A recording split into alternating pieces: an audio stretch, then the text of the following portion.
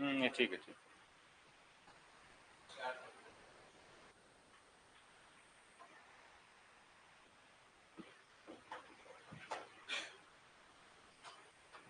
यहाँ तक कर लिया था नहीं, क्वेश्चन नंबर 7 तक।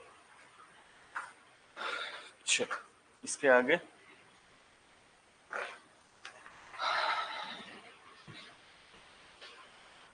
सो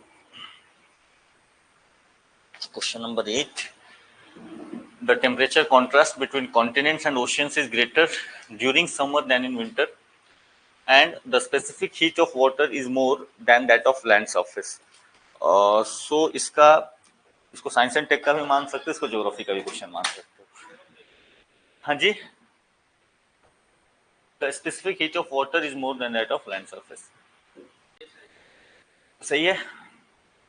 सो ये आइडिया आपका सही है कि डेफिनेटली द टेम्परेचर कॉन्ट्रास्ट जो होता है between continents and ocean is greater during summer than during winter. और वैसे भी आपने जैसे ज्योग्राफी पढ़ी होगी तो ज्योग्राफी वाले में ये पोर्शन है कि जहां पे भी लैंड ओशियन इंटरफेस होगा, तो लैंड ओशियन इंटरफेस जहां पे भी होगा तो वहां पे कॉन्ट्रास्टिंग प्रेशर डिफरेंसेस क्रिएट होते हैं। और वो कॉन्ट्रास्टिंग प्रेशर डिफरेंस क्रिएट होता है बिकॉज ऑफ कि दोनों की हीटिंग अलग अलग तरीके से होती है। जो आपका लैंड है वो जल्दी हीट होता है और साथ ही साथ जल्दी ठंडा भी होता है। जो आपका ओशियन है वो स्लोली हीट होता है और स्लोली ठंडा भी होता है। 3-4 कारण होते हैं इसके पीछे। Specific heat is one of the reasons जो कि ये कॉन्ट्रास्ट को डेवलप करता है, ठीक है। तो obviously this statement is true and reason is true. तो एक कारण इसका डेफिनेटली है कि स्पेसिफिक हीट, यानी कि सेम अमाउंट ऑफ हीट अगर इंसोलेशन दोनों को मिले, आपको ओशियन को भी मिले और आपको लैंड को भी मिले, तो लैंड का टेम्परेचर जो है वो ज्यादा बढ़ता है क्योंकि इसका ये कम है। और भी कारण होते हैं इसके, जैसे दूसरा कारण ये होता है कि जो पेनिट्रेशन होता है लाइट का, वो लाइट का पेनिट्रेशन क्या होता है सरफेस में, लैंड सरफेस पे 1 या 2 इंच से ज्यादा नहीं हो पाता है। तो वो सारा का सारा हिट एक्यूमुलेट होता है, वो सतह पे ही एक्यूमुलेट हो जाता है। जबकि वाटर के कंडीशन में बात करोगे तो वहां पे जो आपका लाइट का पेनिट्रेशन है वो 100 200 300 मीटर डेप्थ तक जो है वो जाता है, जिसको फोटोनिक जोन आप कहते हो, उस डेप्थ तक वो जाता है। तो इसीलिए एक ज्यादा ज्यादा अमाउंट, ज्यादा एरिया को वो हिट कर रहा है, तो वहां पे आपका टेम्परेचर जो रेंज होता है वो कम होता है। तीसरा होता है कि आपका लैंड जो है, लैंड स्टैटिक पोर्शन है, ये इसमें मूवमेंट वजह से कोई चीज नहीं है। जबकि ओशियन में क्या होगा, ओशियन में आपका वाटर मूव करता रहता है, वाटर क्योंकि मूव करता है, इंटरमिक्सिंग होते रहती है, तो हीट का डिस्ट्रीब्यूशन वहां पे ज्यादा होता है। तो ये 3 कारण, या चौथा कारण ये होता है जैसे कि वो ज्योग्राफिकल कारण होता है प्योरली, कि आपका क्लाउड कवर जो है वो क्लाउड कवर ज्यादा होता है ओशियंस पे। जैसे ही आपको हीट मिला, वो हीट मिलने की वजह से क्या होगा, वहां पे जो वाटर मॉलिक्यूल्स हैं वो इवापोरेट करना शुरू करेंगे, तो इवापोरेट करेंगे तो इसकी वजह से टेम्परेचर ज्यादा नहीं बढ़ पाता है। तो ये 4 मेजर कारण होते हैं और ये 4 मेजर कारण की वजह से ही जो आपका लैंड और ओशियन के बीच में हमेशा ही क्या होगा, यहाँ पे आपको डेवलपमेंट होगा कि टेम्परेचर डिफरेंस यहाँ पे आपको क्रिएट होता हुआ दिखेगा, ठीक है। सो ये 4 मेजर रीजन, और इसका ऑब्वियसली साइंस एंड टेक के पर्पज से क्वेश्चन है, तो ये आपका स्टेटमेंट और एक्सप्लेनेशन दोनों ही दिस विल गो ट्रू, ठीक है। चलो क्वेश्चन नंबर 9, कल वाला क्वेश्चन है ना, कल इस टाइप का क्वेश्चन करा था, राइट।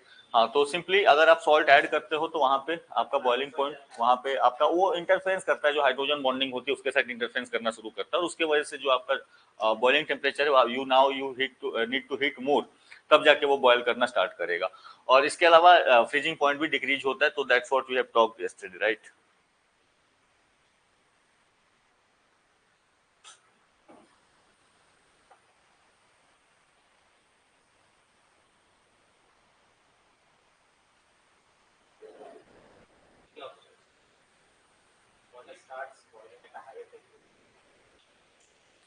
सो देखो, कभी भी बॉइलिंग में आपका रोल आता है टेम्परेचर का और प्रेशर का, दोनों का रोल आता है। तो कभी भी प्रेशर कम होगा तो बॉइलिंग जल्दी स्टार्ट हो जाएगा, क्योंकि वहां पे जो आपके सरफेस मॉलिक्यूल्स होते हैं, टेम्परेचर जो आपके जो भी लिक्विड है या कुछ भी है, यहाँ पे जो सरफेस मॉलिक्यूल्स हैं, बॉइलिंग का मतलब क्या हुआ, इनके पास एनर्जी मिली, इतनी एनर्जी मिली कि ये अपने सरफेस पे जो फोर्स लग रहा था, इनका सरफेस टेंशन, उसको ब्रेक करके ये बाहर निकल सकते हैं। दैट्स व्हाट बॉइलिंग मीन्स, ठीक है। तो यहाँ पे जब इनके पास इतनी एनर्जी आ जाए कि ये बाहर निकलना स्टार्ट हो जाए, तो उसी को हम बॉइलिंग कहते हैं।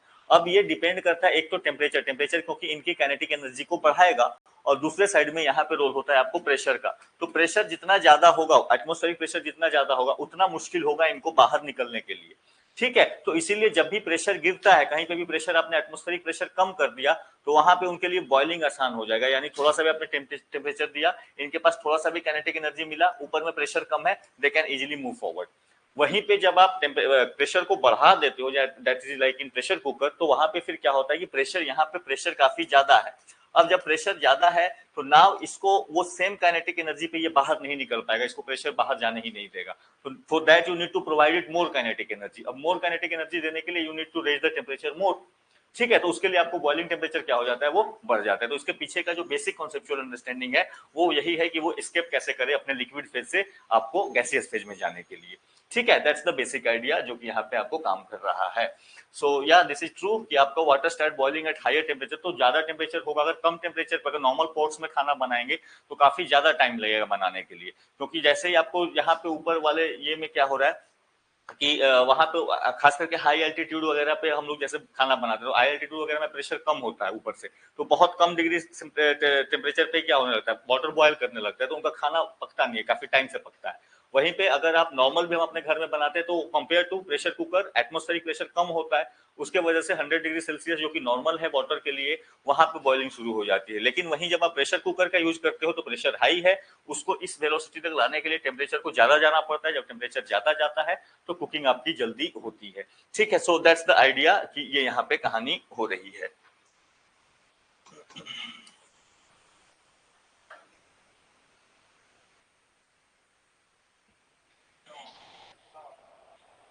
हाँ जी।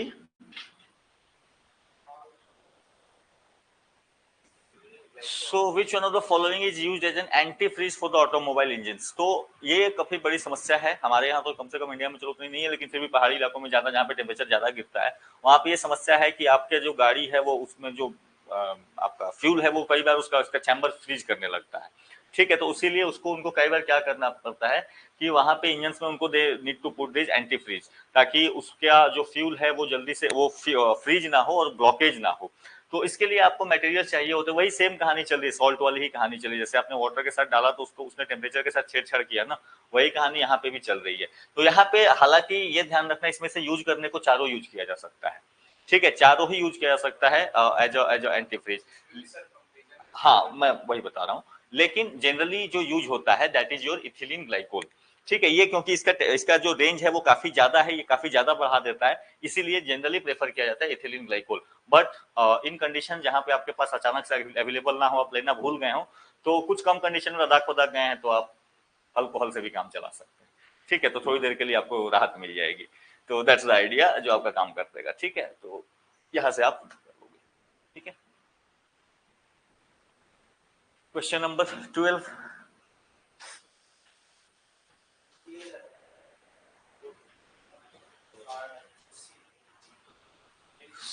सो यहाँ पे इसने लिखा the boiling point of water decreases at the altitude increase. ये तो सही है ना, बॉइलिंग पॉइंट आपका कम होता है। और दूसरा कि the atmospheric increase, atmospheric pressure increases with altitude, ये आपका स्टेटमेंट गलत हो गया, कहानी खत्म हो गई ना, डिक्रीज होना चाहिए था। So that's the idea. So A is true, R is false. तो अगर ये डिक्रीज होता इंक्रीज की जगह पे, देन आपका स्टेटमेंट वन सही चला जाता। जो आपका ऑप्शन ए है वो आपका ऑप्शन ए जो है that would have been correct, right. चलो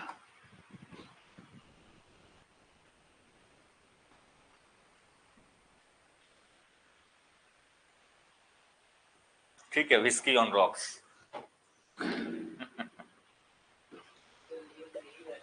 हाँ जी।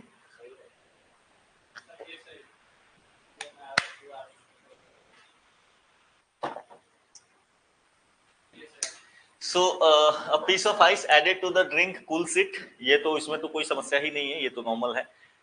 Ice takes latent heat from the drink for melting resulting in the cooling of drinks. तो सिंपल सी बात है, आइस क्या करता है, आइस अपना जो उस लिक्विड में हीट है उसको एब्जॉर्ब करता है, एब्जॉर्ब करके खुद आपको लिक्विड फॉर्म में चेंज होता है। और इन प्रैक्टिस जब वो हीट को एब्जॉर्ब करता है तो जो आपका पास में लिक्विड है वो भी उसके साथ साथ ठंडा हो जाता है। So this is exchange of heat is taking place. Basic idea जो कंडक्शन वाला प्रोसेस है वो यहाँ पे हो रहा है। ठीक है। तो obviously A and R both are true and R is the correct explanation of A. So simple सी है।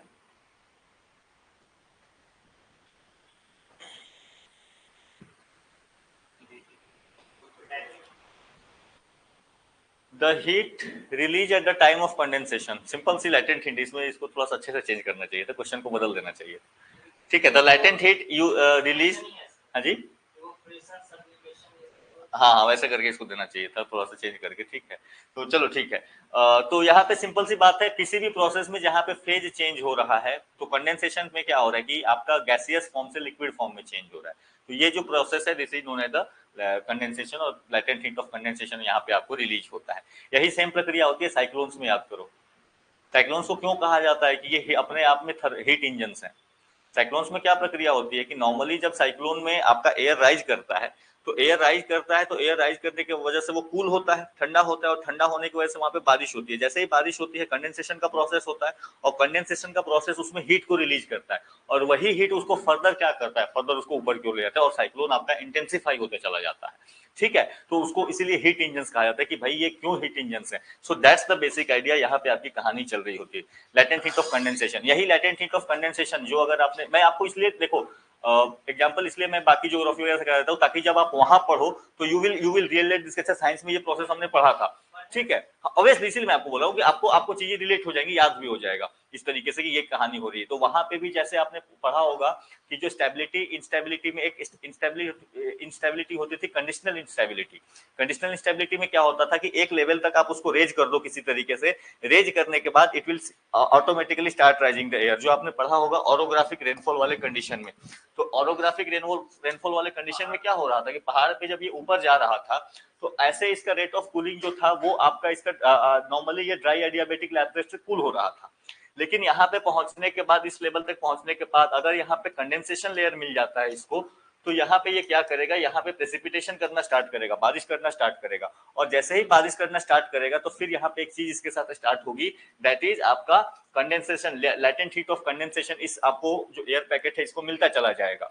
अब जब इसको लेटेंट हीट ऑफ कंडेंसेशन मिलता जाएगा, नाम इसके ऊपर उठने का जो रेट ऑफ कूलिंग है, जो लैप्स रेट है, वो कम हो जाता है कंपेयर टू एनवायरनमेंट, और कम हो जाता है, और उसके वजह से ये आपको आसानी के साथ ऊपर चलता जाता है। तो जो आपने कंडीशन पढ़ी होगी इंस्टेबिलिटी वाले में, कंडीशनल इंस्टेबिलिटी जो सेकंड कंडीशन लगती है, ठीक है, उसमें यही आपका लेटेंट हीट ऑफ कंडेंसेशन जो है ये काम करता है। यही आपका ईएलआर डीएलआर और जो आपका डीएलआर एंड डब्ल्यूएलआर, इनके बीच में जब आता है तब ये कहानी आपको देखने को मिलती है। ठीक है, तो ये चीज आपको प्रोसेस, तो साइंस वाले में फिजिक्स तो कम से कम आपका यूज हो जाता है, पूरा का पूरा क्लाइमेटोलॉजी में फिजिक्स आपका चला आएगा। ठीक है, चलो ना समझ में आए तो पूछ लेना। ठीक है, कि कभी कभी मैं ये क्योंकि आपको पढ़ा दिया गया इसलिए आई एम जस्ट मूविंग फॉरवर्ड। ठीक है, चलो क्वेश्चन नंबर 15।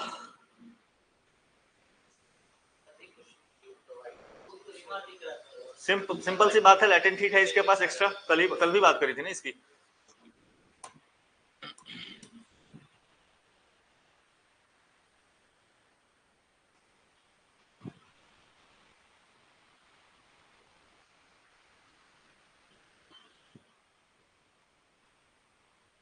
ओके,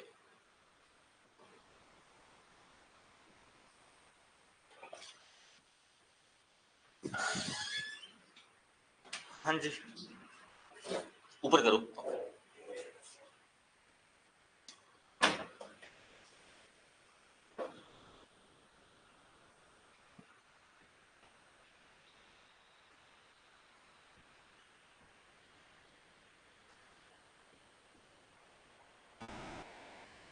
तो चलो 3 के लिए मैं आपको छोड़ देता हूं, बाकी वन, हाँ जी, ऑप्शन सी। अच्छा, ओनली 3। ओके, हाँ बाकी तो चलो ठीक है, देखो अटेम्प्ट ले लेने दो।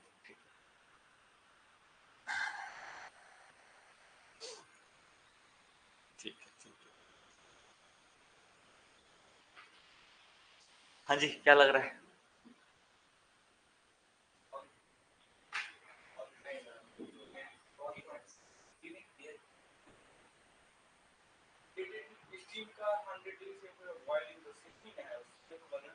मुझे मत बताओ, मुझे मुझे पूछो मत, मुझे सीधा आंसर बताओ। ठीक है,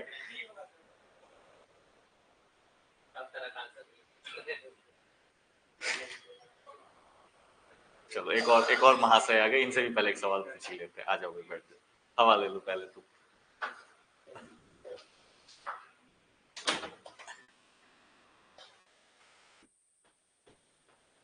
चलो ठंडा होते होते एक सवाल सॉल्व कर लो। देखो मैं ये एज्यूम करके चल रहा हूं कि आंसर ऑप्शन 3 आप में से किसी को नहीं पता होगा करेक्टली, ठीक है। फिर भी अगर नहीं भी पता है then also you can answer this question. Reason क्या है? पहला ऑप्शन देखो, steam at 100 degree Celsius and boiling water at 100 degree Celsius contain same amount of heat. ये सही होगा क्या स्टेटमेंट? जरूरी नहीं, होगा ही नहीं। लेटेंट हीट, लेटेंट हीट का रोल आ गया ना वहां पे, तो ऑब्वियसली जब लेटेंट हीट का आ गया तो ये पहला स्टेटमेंट आपका गलत हो गया। दूसरा की बात करी जा रही है कि लेटेंट,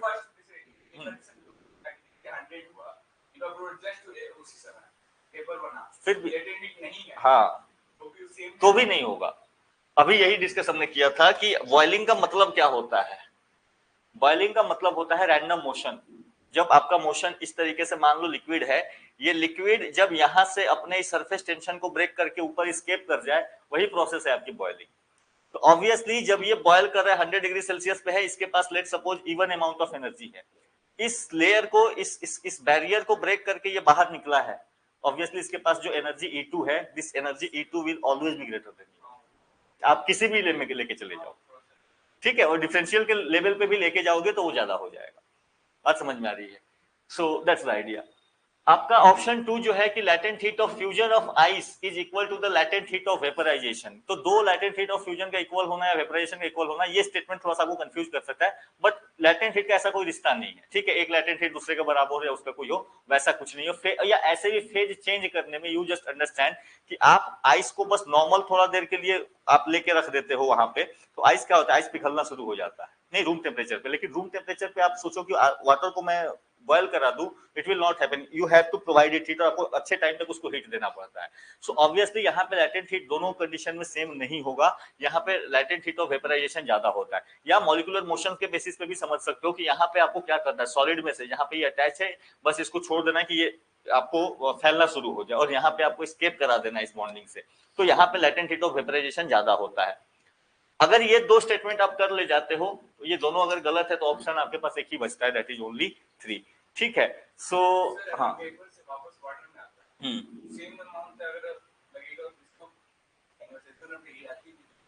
हाँ वही तो है, conservation of energy, same amount of heat release भी होगा, ठीक है, जितना हीट वो लेके गया है उतना ही हीट वो रिलीज भी करेगा ऑलवेज, ठीक है। इसीलिए आपका जो है ये कहानी, चलो देखते हैं आगे, इसमें और क्वेश्चंस होंगे। So in an air condition, heat is extracted from the room air at the evaporator coil and is ejected out at the condenser coil. देखो चाहे वो रेफ्रिजरेटर हो या चाहे आपका एयर कंडीशनर हो, दोनों में यही प्रोसेस होता है,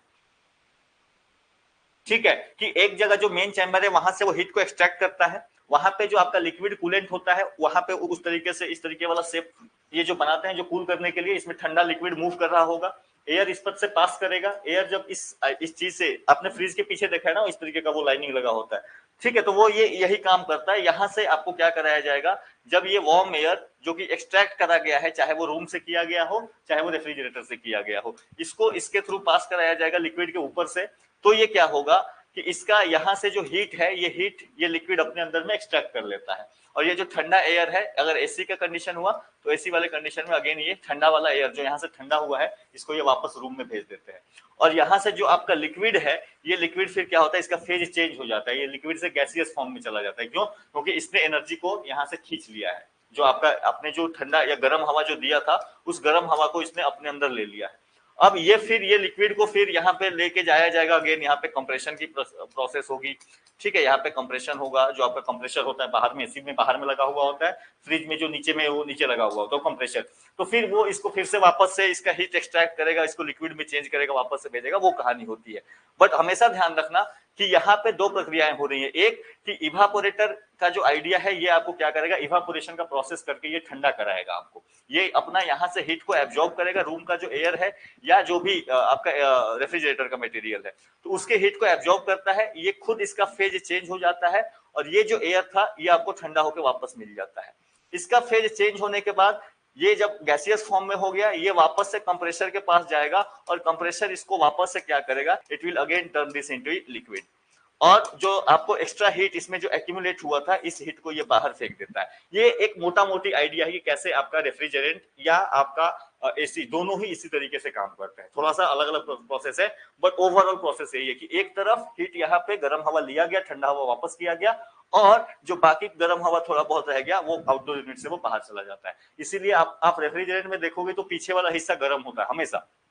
जस्ट गो एंड आप वहां पे हाथ रखना, वो हमेशा गर्म होता है, क्योंकि वहां से जो एक्सट्रैक्टेड हीट है उसको निकाला जाता है। इसी तरीके से एसी का जो आउटडोर यूनिट होगा, वहां पे जैसे ही जाओगे तो वो always it will B warmer, तो वो गर्म हवा को क्या कर रही है, एक्सट्रैक्ट करके बाहर कर रही है। ठीक है, तो वो लेवल का उसने आपको जो है कॉइल्स का नाम पूछ दिया, तो इवापोरेटर कॉइल्स, सेम इवापोरेशन का प्रोसेस होगा तभी ठंडा होगा। दैट्स द सिंपल थिंग, इतना लेके चल रहा है। ठीक है, तो ये कहानी हो रही है, and ejected out at the condenser coil, that's the कहानी। तो ये आपका this option is correct, only 3 is there.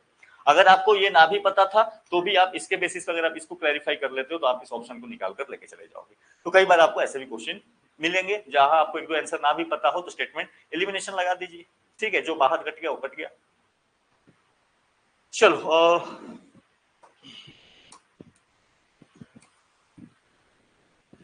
So जेरिक condition, हाँ जी, शुष्क अवस्था। So xeric is always related to low humidity. ठीक है, ऑलवेज याद रखना जेरिक कंडीशन, जैसे जेरोस्फेयर आपने पढ़ा ना, जेरोफाइटिक, जेरोस्फेयर, ये सारे जो टर्म्स होते हैं ये आपको जेरिक कहीं भी मिल रही है वहां पे वाटर कंटेंट कम अवेलेबल है, लो ह्यूमिडिटी। अब ये आपको लो टेम्परेचर में भी हो सकता है, जो कोल्ड डेजर्ट वाला प्रोसेस है वहां पे भी जेरोफाइटिक कंडीशन बनते हैं, जेरिक कंडीशन बनते हैं, या आपको हाई इवापोरेशन वाले कंडीशन में भी बन सकता है जो आपको हॉट डेजर्ट्स होते हैं। ठीक है, तो हॉट डेजर्ट्स वाले कंडीशन में भी आपको जेरिक कंडीशन बनते हैं। हाँ जी, कोल्ड एक्सट्रीम ना, हो सकता है, बिल्कुल हो सकता है।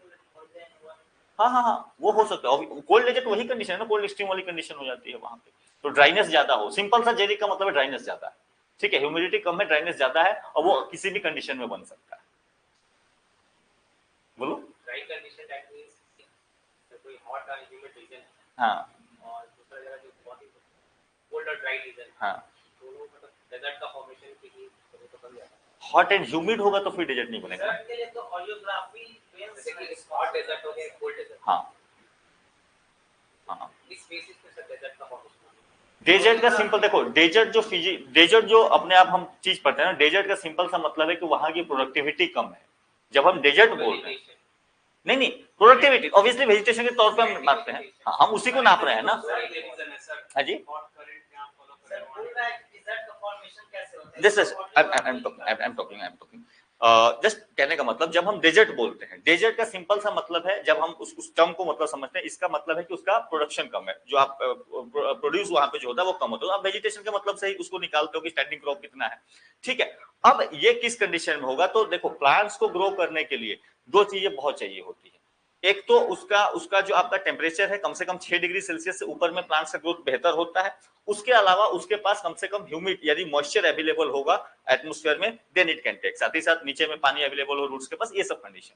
अब रहे कि अगर हम डेजर्ट बोलते हैं तो डेजर्ट का कंडीशन दो जगहों पे देखा जाता है आपको, एक जो है आपका हॉट डेजर्ट होगा और दूसरा जो है वो कोल्ड डेजर्ट होगा। अब दोनों के बनने के कारण अलग अलग हो जाएंगे।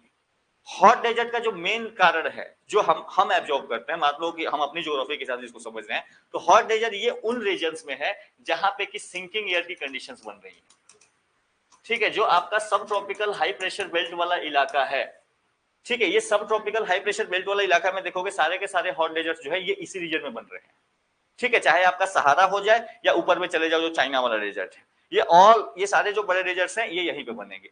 इसके अलावा हॉट डेजर्ट वहां पे भी बनता है जहां पे मान लो ये लैंड मास है और यहां से कोई कोल्ड करंट मूव कर रही है, तो जब ये कोल्ड करंट मूव करती है तो ये एयर के मॉइस्चर को, अगर यहाँ पे कुछ मॉइस्चर अवेलेबल है, इसको ये क्या कर लेता है, एक्सट्रैक्ट कर लेता है। तो उसके वजह से भी यहाँ पे आपको इस रीजन में भी western part of the continents में वहां पे भी आपको डेजर्ट्स बनते हैं। जैसे आपका एटाकामा डेजर्ट वाला जो आइडिया है वो कुछ ना कुछ इसी तरीके से निकल के आता है। तो ये हॉट डेजर्ट्स की प्रक्रिया है। अब नॉर्मल सी बात है, सब ट्रॉपिकल हाई प्रेशर बेल्ट होगा, वो यहाँ पे रेनफॉल नहीं हो रहा है और ड्राई कंडीशन है, सनलाइट भी काफी अच्छे से पहुंच रही है, जो भी थोड़ा बहुत बच रहा है उसको भी सुखा दे रहा है। तो ये कहानी हो जा रही है। दूसरा आपका हो जाता है कोल्ड डेजर्ट वाला, यहाँ पे भी अगेन प्रेसिपिटेशन का एब्सेंस होगा, प्रेसिपिटेशन का एब्सेंस होगा, लेकिन कोल्ड डेजर्ट में एक दूसरा कारण है कि यहाँ पे पेरीग्लेशियल सर्फेसेस का बनना भी कारण हो जाता है। कि यहाँ पे क्योंकि टेम्परेचर इतना कम हो जाता है कि आपका प्रोडक्शन जो है प्लांट उस टेम्परेचर के नीचे उनका उनका मैकेनिज्म काम नहीं करता है, तो इसके वजह से आपका कोल्ड डेजर्ट काम करता है। तो हॉट डेजर्ट का मेजर कारण एटमोस्फेयर हो जाता है, कोल्ड डेजर्ट का मेजर कारण उसके सरफेस का इस तरीके का जम जाना हो जाता है, that is the cold desert का फॉर्मेशन। ठीक है, और ड्राइनेस कंडीशन हो सकती है, कोल्ड डेजर्ट में भी हो सकती है और वार्म डेजर्ट में भी। ठीक है, सो क्लियर है ना यहां तक? So heat required in calories to convert 1 gram of ice at 0 degree Celsius to steam at 100 degree Celsius.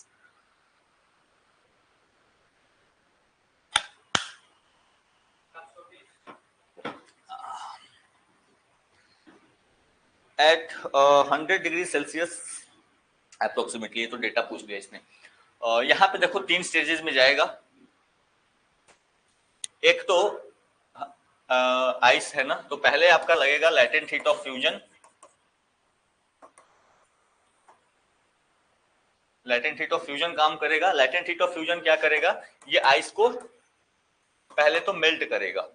ठीक है, दूसरा होगा आपका टेम्परेचर चेंज या टेम्परेचर राइज, जो आपका 0 डिग्री सेल्सियस वाटर को लेके जाएगा 100 डिग्री सेल्सियस वाटर तक। ठीक है, और तीसरा जो होगा वो होगा फिर से लैटेंट हीट ऑफ इवापोरेशन, जो कि आपका क्या करेगा, अब इसको बॉयल करेगा। अब इनकी वैल्यू जो है अप्रोक्स वैल्यू, तो जैसे लैटेंट हीट ऑफ फ्यूजन का होता है अराउंड 80 कैलोरी, ठीक है, पर 100 ग्राम। तो यहाँ पे 1 ग्राम का उसने पूछा है तो 0.8 लिख लोगे। और उसके बाद यहाँ पे जो लैटेंट हीट ऑफ इवापोरेशन होता है दैट इज अप्रोक्स 540 कैलोरी है। ठीक है, ये 540 कैलोरी होता है अप्रोक्स। तो फिर इसको आपको निकालना पड़ेगा, तो 540 और हाँ जी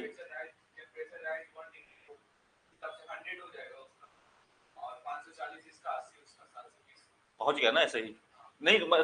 ठीक है, तो ये आपको 540 इसको ऐड करना पड़ेगा ना, आप जोड़ोगे ना इसको, ये 540 होगा, ये 80 होगा, एंड देन आपका वो वहां पे पर 1 डिग्री सेल्सियस के लिए एक कैलोरी आपका हीट लगता है जनरली, तो वो आप उसको निकाल दोगे तो एडिशन। मेरा कहने का मतलब था आप इन स्टेप्स को ध्यान रखना, ऐसा नहीं कि डायरेक्ट उड़ जाना कि अच्छा कितना जाएगा।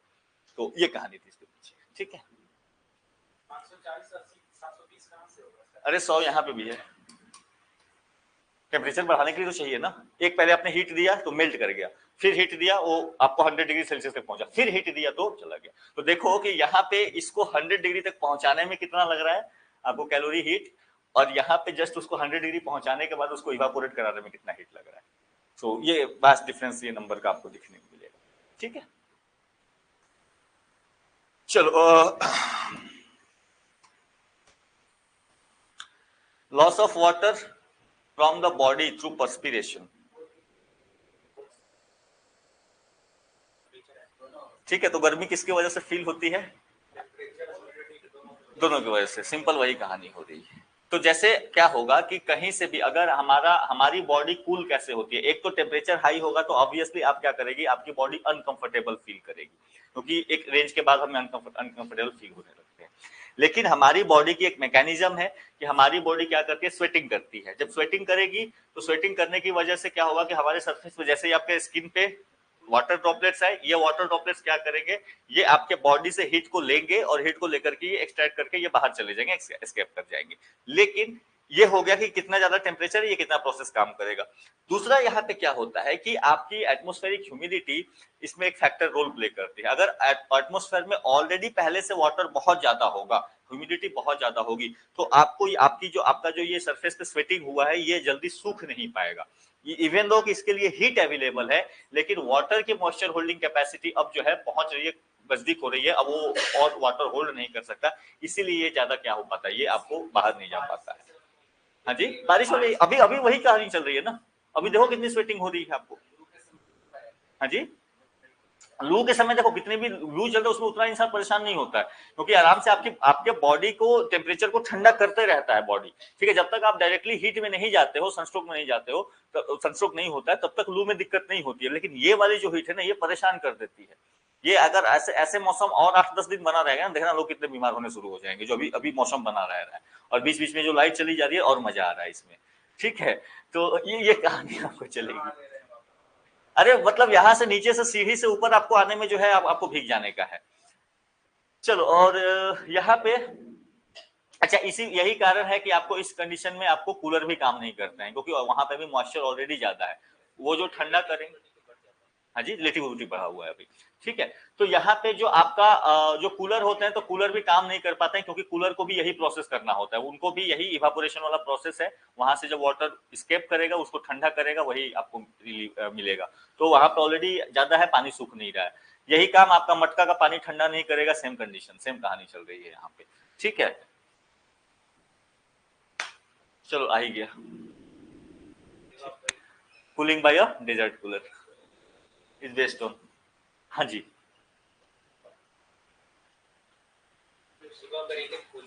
वही कहानी बताइए। अभी सेम प्रोसेस आपका चल रहा है। तो जो इस तरीके की जाली लगी होती है कूलर में, हनीकॉम वाला स्ट्रक्चर लगा होता है, ऐसे ऐसे ऐसे उसको बना होता है। तो ये आपको क्या करता है, ये सरफेस एरिया प्रोवाइड कराता है आपको वाटर ड्रॉपलेट्स के लिए। ये जब सरफेस एरिया को मिल जाता है, ये फैल जाते हैं आराम से। ये क्या करेंगे, ये हीट मिलने की वजह से उसको लेकर के स्कैप करेंगे, और वो चैम्बर जो है वो आपका ठंडा हो जाएगा, और वही ठंडा वाला हवा फिर जो है आपको दिया जाएगा। लेकिन इसका कंडीशन, इसका मतलब ये है कि यहाँ पे इवापोरेशन एक्टिव होना चाहिए, और इवापोरेशन एक्टिव होने के लिए ये कंडीशन है कि यहाँ पे जो आपकी ह्यूमिडिटी है, रिलेटिव ह्यूमिडिटी, वो कम होनी चाहिए। तो तभी वो जो है काम करेगा। रिलेटिव ह्यूमिडिटी बढ़ेगी, इवापोरेशन काम नहीं करेगा। ठीक है,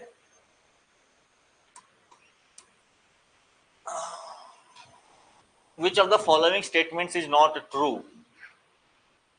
Air conditioner and air cooler both maintain temperature. Air conditioner and air cooler both maintain humidity. Okay. Air conditioner maintains humidity, but air conditioner cooler does not maintain humidity. Both control motion. हाँ जी, सोच के बताओ, कुछ नहीं, just मान करो कि नहीं पता वो, कुछ नहीं, बट इमेजिन करके बताओ।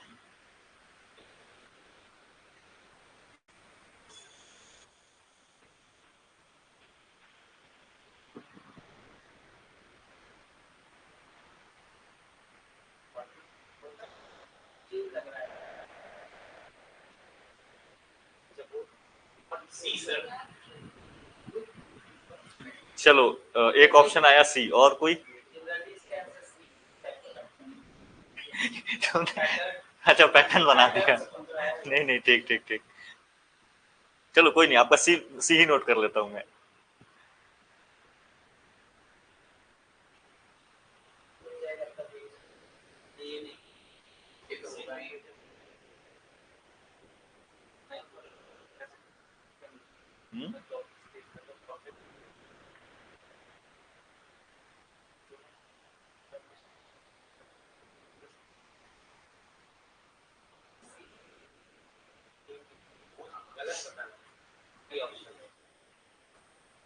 नॉट ट्रू पूछ रहे हैं ना,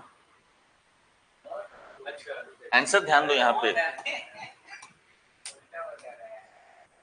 तुम लोग कहाँ खो रहे हो?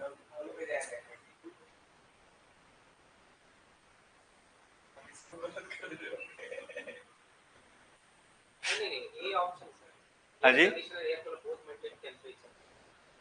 तो एयर कंडीशनर टेंपरेचर मेंटेन करता है, हमारे एयर कूलर नहीं करता है।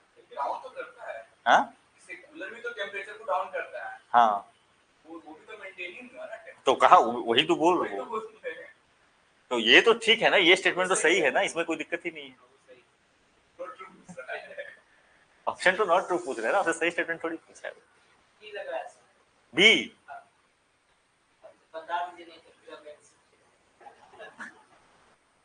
देखो देखो देखो देखो देखो, अच्छा देखो, एक चीज है ना, ये दोनों म्यूचुअली एक्सक्लूसिव हैं, दोनों में से कोई एक ही ऑप्शन जाएगा, राइट? अब देखो, जो आपका एयर कंडीशनर है, एयर कंडीशनर में मैंने क्या बताया, एयर कंडीशन आपका जब हवा को सिंपली एक्सट्रैक्ट करता है, और एक्सट्रैक्ट करने के बाद उसको जाके कूल करता है। जब वो हवा को एक्सट्रैक्ट करेगा, साथ साथ ह्यूमिडिटी को भी एक्सट्रैक्ट करता है। तो जो आपका रूम का ह्यूमिडिटी कंडीशन बना हुआ है, वो बना रहेगा। एयर कंडीशनर में जो आपकी हवा की ह्यूमिडिटी है, मान लो ये रूम है, इस रूम का कुछ ह्यूमिडिटी होगा। जैसे ही मैंने एयर कंडीशनर को चालू किया, ये क्या कर रहा है, ये इसमें से एयर को एक्सट्रैक्ट कर रहा है, और एक्सट्रैक्ट करने के बाद ये एयर को एक्सट्रैक्ट कर रहा है ना, ऐसा थोड़ी बोला कि मैं पानी वाला पार्ट नहीं लूंगा, ये सिंपली एयर को अपने अंदर पुल कर रहा है। तो जब पुल कर रहा है, तो नॉर्मल जो उसका ह्यूमिडिटी का रेशियो है, वो ह्यूमिडिटी का रेशियो बना रहेगा, उसमें कोई चेंज नहीं आएगा। ठीक है, उसको ठंडा करके भेज रहा है। तो ये आपको एयर कूलर जो होता है ये ह्यूमिडिटी को मेंटेन करता है, जबकि जो आपका जो एयर कंडीशनर होता है, जो एयर कूलर है ये ह्यूमिडिटी को मेंटेन नहीं कर सकता। यानी कि दो कंडीशन होगी, अगर आपका एटमॉस्फेरिक में रिलेटिव ह्यूमिडिटी कम है तो ये क्या करेगा, ये रिलेटिव ह्यूमिडिटी को और कम कर देगा, ये आपको रूम के ह्यूमिडिटी को और कम कर देगा। और अगर ह्यूमिडिटी ज्यादा है एटमॉस्फेयर की तो ये आपका ह्यूमिडिटी को और बढ़ा भी देगा। सिंपल सा, पानी सूखेगा नहीं तो कूलर में क्या होता है आप देखोगे और चिपचिपा फील करने लगते हो, करते लगते हो कि नहीं, सिंपल सा वो आइडिया, आपकी ह्यूमिडिटी बढ़ जाती है रूम की। तो जो रात भर पंखा चलाओ, कूलर चलाओ और जाके उस रूम में जाओ सुबह, आपको ज्यादा ही अजीब लगता है वो, ठीक है, और गर्मी लगने लगता है। तो वो ह्यूमिडिटी वाली कहानी, वो ह्यूमिडिटी बढ़ चुका होता है आपके रूम का, जबकि एसी वाले में ये कंडीशन नहीं होता। ठीक है, तो इसका जो करेक्ट आंसर है दैट इज आपका बी। बाबा अभी भी तुम सी में फंसे हुए। अरे ये देखना है, ये स्टेटमेंट ठीक है, ये स्टेटमेंट अभी बताया ठीक है, ठीक है, both control motion of air, इसमें तो कोई दिक्कत ही नहीं है। तो इसमें गलत कौन सा है? Option B. Maintain temperature, obviously ये कंडीशन तो आपको लग ही जाएगा, ऑब्वियसली लग जाएगा, लेकिन नॉर्मली दोनों का पर्पस तो एक ही है, एयर टेम्परेचर को मेंटेन करना ही पर्पस है। अब सिंपल से बात है, एसी में थर्मोस्टेट लगा हुआ है, वही थर्मोस्टेट लगा दो कूलर में, ठीक है। एसी में आपका एसी को एसी प्रोसेस तो चला रहा है, उसको कैसे पता चलता है कि मुझे प्रोसेस को तेज करना है कि स्लो करना है? दैट इज उसके बिकॉज उसमें थर्मोस्टेट नाम की एक मशीन लगी होती है जो टेम्परेचर को नापते रहता है। तो आपने 18 डिग्री सेल्सियस मान लो सेट कर दिया, तो इसका थर्मोस्टेट मेजर करेगा कि अभी रूम का टेम्परेचर 18 डिग्री सेल्सियस हुआ कि नहीं, जो मैं हवा वापस ले रहा हूँ उसका टेम्परेचर उतना हुआ कि नहीं। जब तक वो नहीं होगा तब तक वो चलता रहेगा। यही डिवाइस आपको कूलर में लगाने का है अलग से, ठीक है। लेकिन हाँ, कि कूलर का फिर वो उसके साथ कनेक्ट करना पड़ेगा, उसका स्पीड बढ़ाने घटाने का, उतना एफिशिएंट नहीं होगा, बट काम बेसिक आइडिया वही है, टेम्परेचर मेंटेन करने वाला, ठीक है।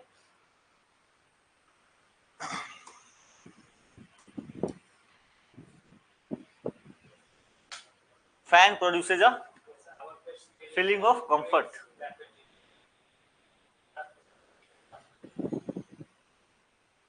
तो क्या हो रहा है, बताओ बताओ बताओ। पंखा चलाने से मुझे क्यों मजा आ रहा है? गर्मी के समय में, ठीक, हॉट वेदर। ठंड में चलाओगे तो फिर आपके आपका जो चेहरा है, स्किन है, वो फटना शुरू हो जाता है।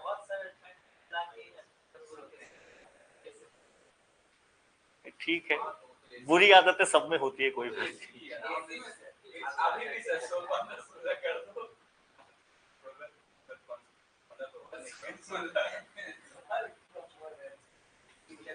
आप भी करने लगता,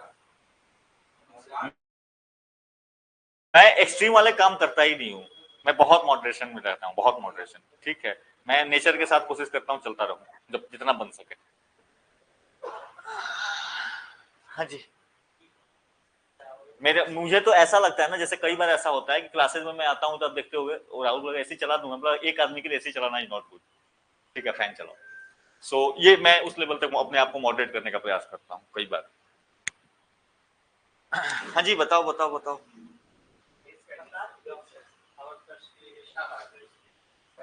ऑप्शन डी अभी बात करी ना, पंखा भी वही काम करता है। पंखा क्या करता है, पंखा थोड़ा जो एक्यूमुलेटेड आपको ह्यूमिडिटी है उसको थोड़ा दूर भगाने का प्रयास करता है। इसीलिए जब हवा चलती है तो इवन दो अभी जैसे गर्मी हुई है काफी, शाम में थोड़ी थोड़ी हवा चलने लग रही है, शाम में हवा चले तो आपको थोड़ा सा रिलीफ मिल रहा है। जब आप खुले में जा रहे हो क्या हो रहा है कि हवा जब मूव करिए तो वो आपको ह्यूमिडिटी को जिस डायरेक्शन में जाएगी उस डायरेक्शन में फ्लो करा के ले जाएगी। जब फ्लो करा के ले जाएगी तो जो एरिया यहाँ से मान लो ह्यूमिडिटी बाहर निकल गया तो ये एरिया खाली हो गया, यहाँ पे आपके पास थोड़ा सा स्कोप बचा है कि आपकी ह्यूमिडिटी जो है वो इवापोरेट कर सके। वही हवा चलती रहे और आप रूम में कैद हो जाओ, आपको गर्मी फिर उतनी फील होनी शुरू हो जाती है। तो सेम काम यहाँ पे होता है। तो आपका क्या हो जाता है, आपका जो पर्सपिरेशन है ये इवापोरेट हो जाता है बहुत रैपिडली, आपकी स्वेटिंग जो है काफी जल्दी रैपिडली इवापोरेट होती है बिकॉज ऑफ आपका एयर। यही काम आपका फैन भी करता है, ठीक है।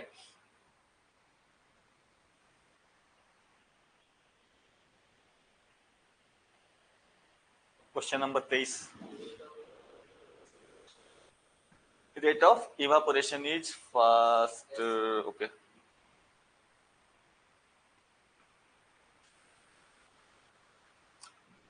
हाँ जी, सो अच्छा, दो तीन नाम सुने होंगे आपने, एक सुना होगा ड्यू, एक सुना होगा फॉग, एक सुना होगा फ्रॉस्ट, नहीं?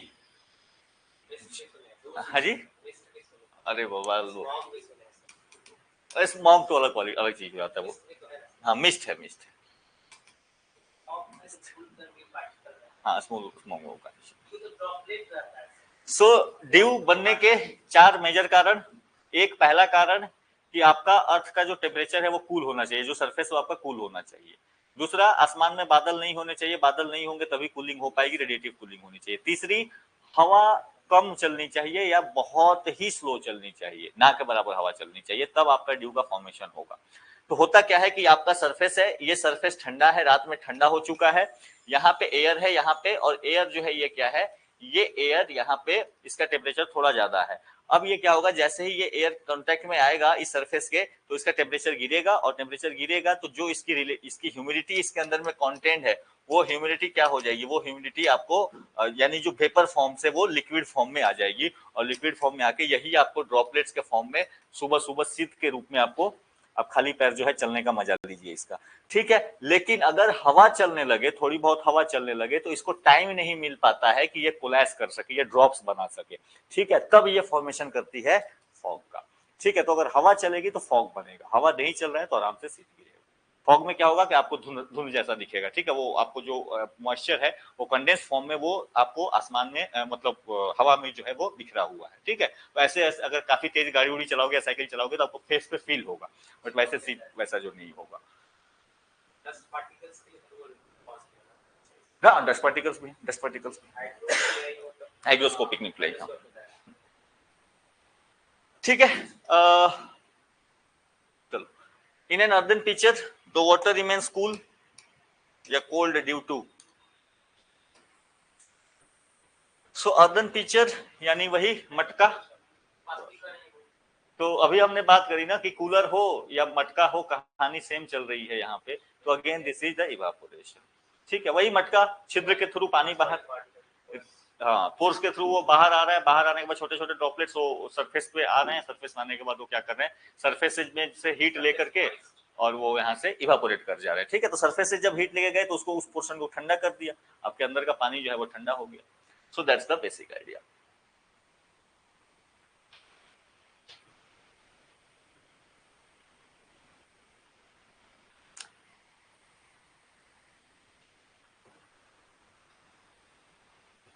सो फ्रूट स्टोर्ड, फ्रिज में क्यों सेल्फ लाइफ बढ़ जाती है सब्जियों की?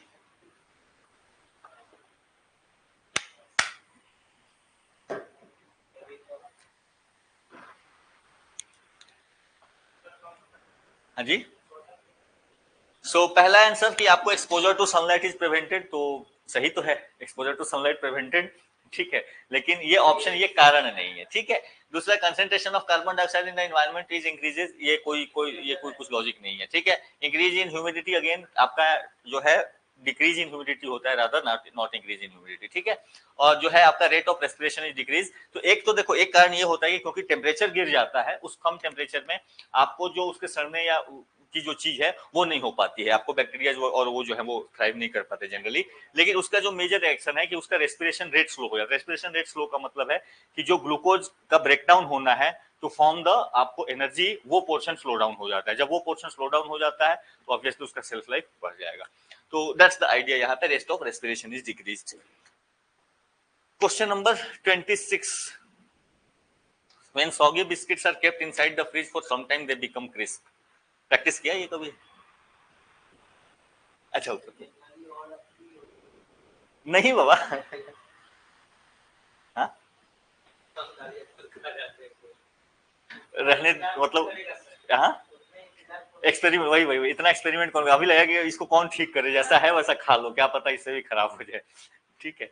देखो यहाँ पे ये कहानी होती है कि अगर आपका बिस्किट जो है वो थोड़ा सा ये हो गया है, क्या बोलते हैं उसको, हवा लग जाने की वजह से जो जो कहानी हो जाती है, तो वो हो गया है, तो फिर आप क्या कीजिए, आप उसको फ्रिज में रख दीजिए, और फ्रिज में आप जब रखेंगे तो it will again become crisp, not only for the biscuit, हर चीज के लिए हो जाएगा, ठीक है। तो कोई भी आप मिक्सचर वगैरह भी या जो भुजिया वगैरह है तो कई बार हवा लग जाता है, आप उसको फ्रिज में रख दें और फिर निकाल लें, then it will be okay.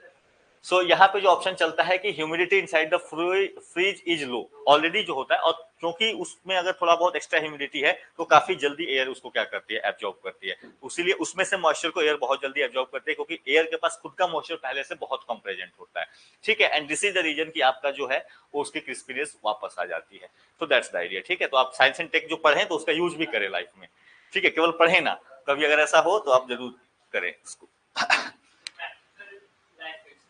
हाँ वही वही वही वही प्रैक्टिकल करने के लिए ही तो है, क्योंकि भूख लगा होता है तो प्रैक्टिकल क्या समझ में आ रहा है, बस खा लो जो भी मिला खाने का है। अरे रे रे,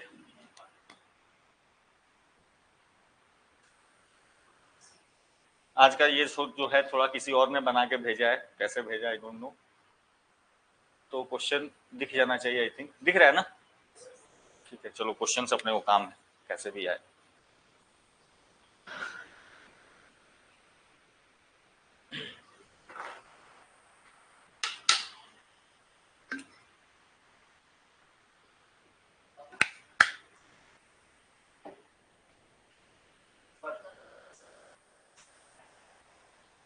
अपवर्तन,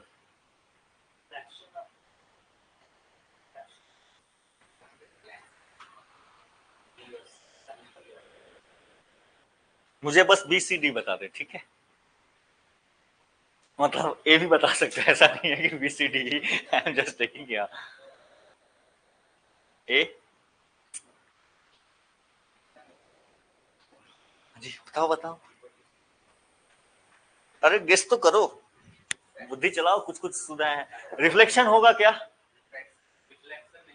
ऑब्वियसली रिफ्लेक्शन का मतलब क्या है कि भाई कहीं पे पड़ा, पढ़ने के बाद वो बाहर निकले, यानी इस पे लाइट गई, इस पे जो चमक आ रही है that is the reflection. Refraction होगा क्या? रिफ्लेक्शन में क्या होता है कि जब आपका लाइट एक मीडियम से दूसरे मीडियम में जाती है तो उसका स्पीड चेंज होता है, और उसके वजह से क्या होता है, उसका उसकी बेंडिंग होती है लाइट की, तो दैट इज द रिफ्रैक्शन। तीसरा जो है that is the interference. Interference का मतलब क्या है कि एक तरफ से आपको रेड लाइट आ रही थी, एक तरफ से ब्लू लाइट आ रही थी, दोनों मिल गए और मिलके कुछ नया लाइट बना दिया, ठीक है। तो दैट इज द आपका इंटरफेरेंस ऑफ लाइट। तो इंटरफेरेंस ऑफ वेव्स होता है, जैसे दो साउंड, एक साउंड यहाँ बजाओ, एक साउंड यहाँ बजाओ, बाहर जो सुनाई देगा वो इसका मिक्सचर कुछ बन के आएगा, ठीक है। तो इसी तरीके से लाइट में भी होता है, and that is known as what, that is known as the interference, ठीक है। चौथा जो बचता है that is the diffraction of light, so option A is correct. Diffraction का मतलब ही होता है कि जब लाइट आपको किसी भी चीज से पास करती है from a very small and आपका ओपेक ऑब्जेक्ट होना चाहिए वो, ठीक है। तो उसके एजेस के अराउंड लाइट जो है वो थोड़ा सा टर्न करने का आपका फीचर आता है लाइट को, और इसी चीज को कहा जाता है द डिफ्रैक्शन ऑफ लाइट, ठीक है। तो ये प्रोसेस सिंपली यहाँ पे लाइट में बहुत डिटेल वगैरह नहीं देखना, बस ये टर्म्स जरूर ध्यान रखना। तो diffraction, refraction, interference and reflection, ये चारों टर्म। अब इसमें से जैसे डिफ्रैक्शन जो प्रॉपर्टी, डिफ्रैक्शन ही प्रॉपर्टी जब थी तो बात हुई कि इससे पहले जो आइडिया चल रहा था कि लाइट जो है, लाइट एक आपका रे है, ये आपका पार्टिकल नहीं है, ये वेव है, ठीक है। लेकिन जब ये आपका डिफ्रैक्शन का फेनोमेना लाइट में अब्जॉर्ब हुआ तो अब फिर बात है कि नहीं, लाइट अगर ये जो, क्योंकि डिफ्रैक्शन का जो फेनोमेना है ये केवल केवल पार्टिकल आपको शो कर सकते हैं, तब बात हुई कि लाइट जो है ये वेव है कि पार्टिकल है। तो डिफ्रैक्शन फेनोमेना ये आपको दिखाती है कि नहीं, लाइट केवल और केवल वेव नहीं है, लाइट पार्टिकल भी है। इसीलिए लाइट का जो डुअल नेचर का जो आइडिया है, ये डिबेट इसी वजह से ही है, इन्हीं पिक्चर्स की वजह से है, ठीक है। तो रिफ्लेक्शन की जो प्रॉपर्टी है और रिफ्लेक्शन की जो प्रॉपर्टी है, ये आपका लाइट के वेव नेचर का को दिखाता है, ठीक है। और जो आपका इंटरफेरेंस है और डिफ्रैक्शन है, ये लाइट के आपको पार्टिकल नेचर को दिखाता है। तो ये सॉरी, इंटरफेरेंस भी आपको चला जाता है वेव नेचर में, डिफ्रैक्शन जो केवल है वो चला जाता है आपका पार्टिकल नेचर में, ठीक है। तो ये पार्टिकल शो करता है कि लाइट पार्टिकल्स का बना हुआ है। क्या सही? दोनों नेचर है, दोनों नेचर है। इट्स लाइक कि फोटॉन्स है, ठीक है। फोटॉन्स है ना, तो photons is a particle, but उनका उसमें जो उसके मूवमेंट की नेचर है वो वेव की तरह मूव करता है, इलेक्ट्रोमैग्नेटिक फील्ड की वजह से मूव करता है, तो वो कारण इसका बन जाता है, वेव की तरह मूव करता है, लेकिन बना हुआ है वो पार्टिकल से। तो इसको कैसे बताया जाए ये काफी मुश्किल है, बट सिंपली कि अब दोनों ही है, ठीक है। हम इसमें नहीं पढ़ेंगे कैसे बताया जाता है। So select the correct statement about the centre of curvature of a spherical mirror. अच्छा, centre of curvature,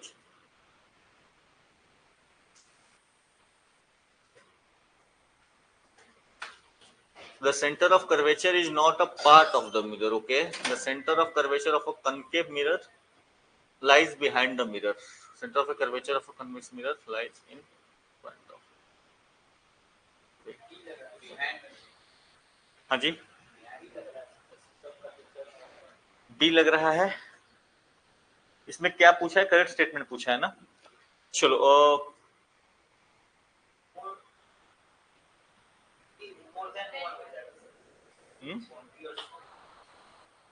more than one of the above.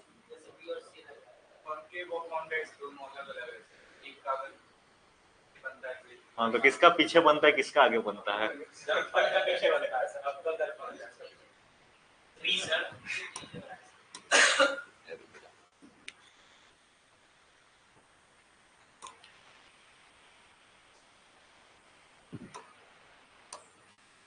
देखो, ये कौन सा मिरर है? कॉनकेव मिरर है, ठीक है। अब ये जो मिरर बनने जाते हैं, जो मिरर आपने अभी तक पढ़ के रखा है, ये वैसे मिरर होते हैं जो कि स्फेरिकल मिरर्स होते हैं, ठीक है। यानी इनको एक स्फेयर से काट करके बनाया गया है, एक परफेक्ट स्फेयर से निकाल करके बनाया गया होगा। और जिस स्फेयर का ये हिस्सा रहेंगे, उस स्फेयर का जो रेडियस रहा होगा, उस स्फेयर का जो रेडियस रहा होगा, तो जो रेडियस यानी जो सेंटर रहा होगा, इसी को बोलते हैं सेंटर ऑफ।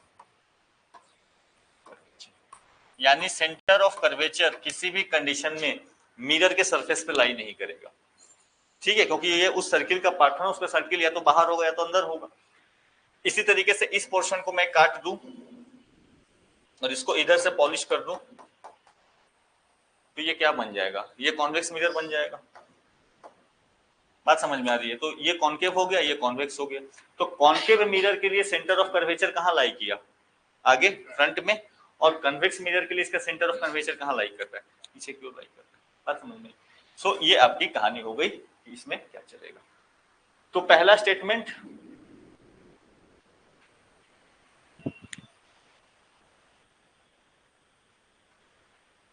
पहला स्टेटमेंट आपका क्या कह रहा है कि centre of curvature is not a part of the mirror, so this statement is correct, ये पार्ट नहीं होगा मिरर का। दूसरा, centre of curvature of concave mirror lies behind the mirror. Concave में क्या हो रहा था? आगे लाई कर रहा था, ठीक है। अरे कनकेव मिरर, केव जैसा, देखना भूलना नहीं। किसने कहा कि मुझे याद नहीं है? कनकेव, केव बन रहा है ना, तो केव से रिफ्लेक्शन होगा। केव मतलब गुफा, गुफे का शेप बन रहा है, उस वहां से रिफ्लेक्शन होगा, तो दूसरा कन्वेक्स हो जाएगा। यू विल नेवर फॉरगेट, ठीक है। उसके अलावा centre of curvature of a convex mirror lies in front of it, no, इसके हिसाब में पीछे चलेगा। सो हो गया ऑप्शन, और क्या? हाँ जी, centre of curvature is not a part of the mirror, वो तो ठीक है।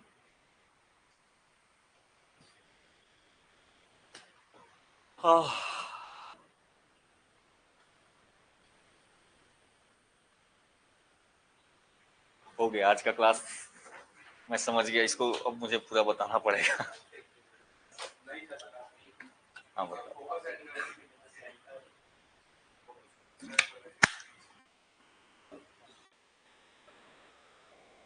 बना के देखो।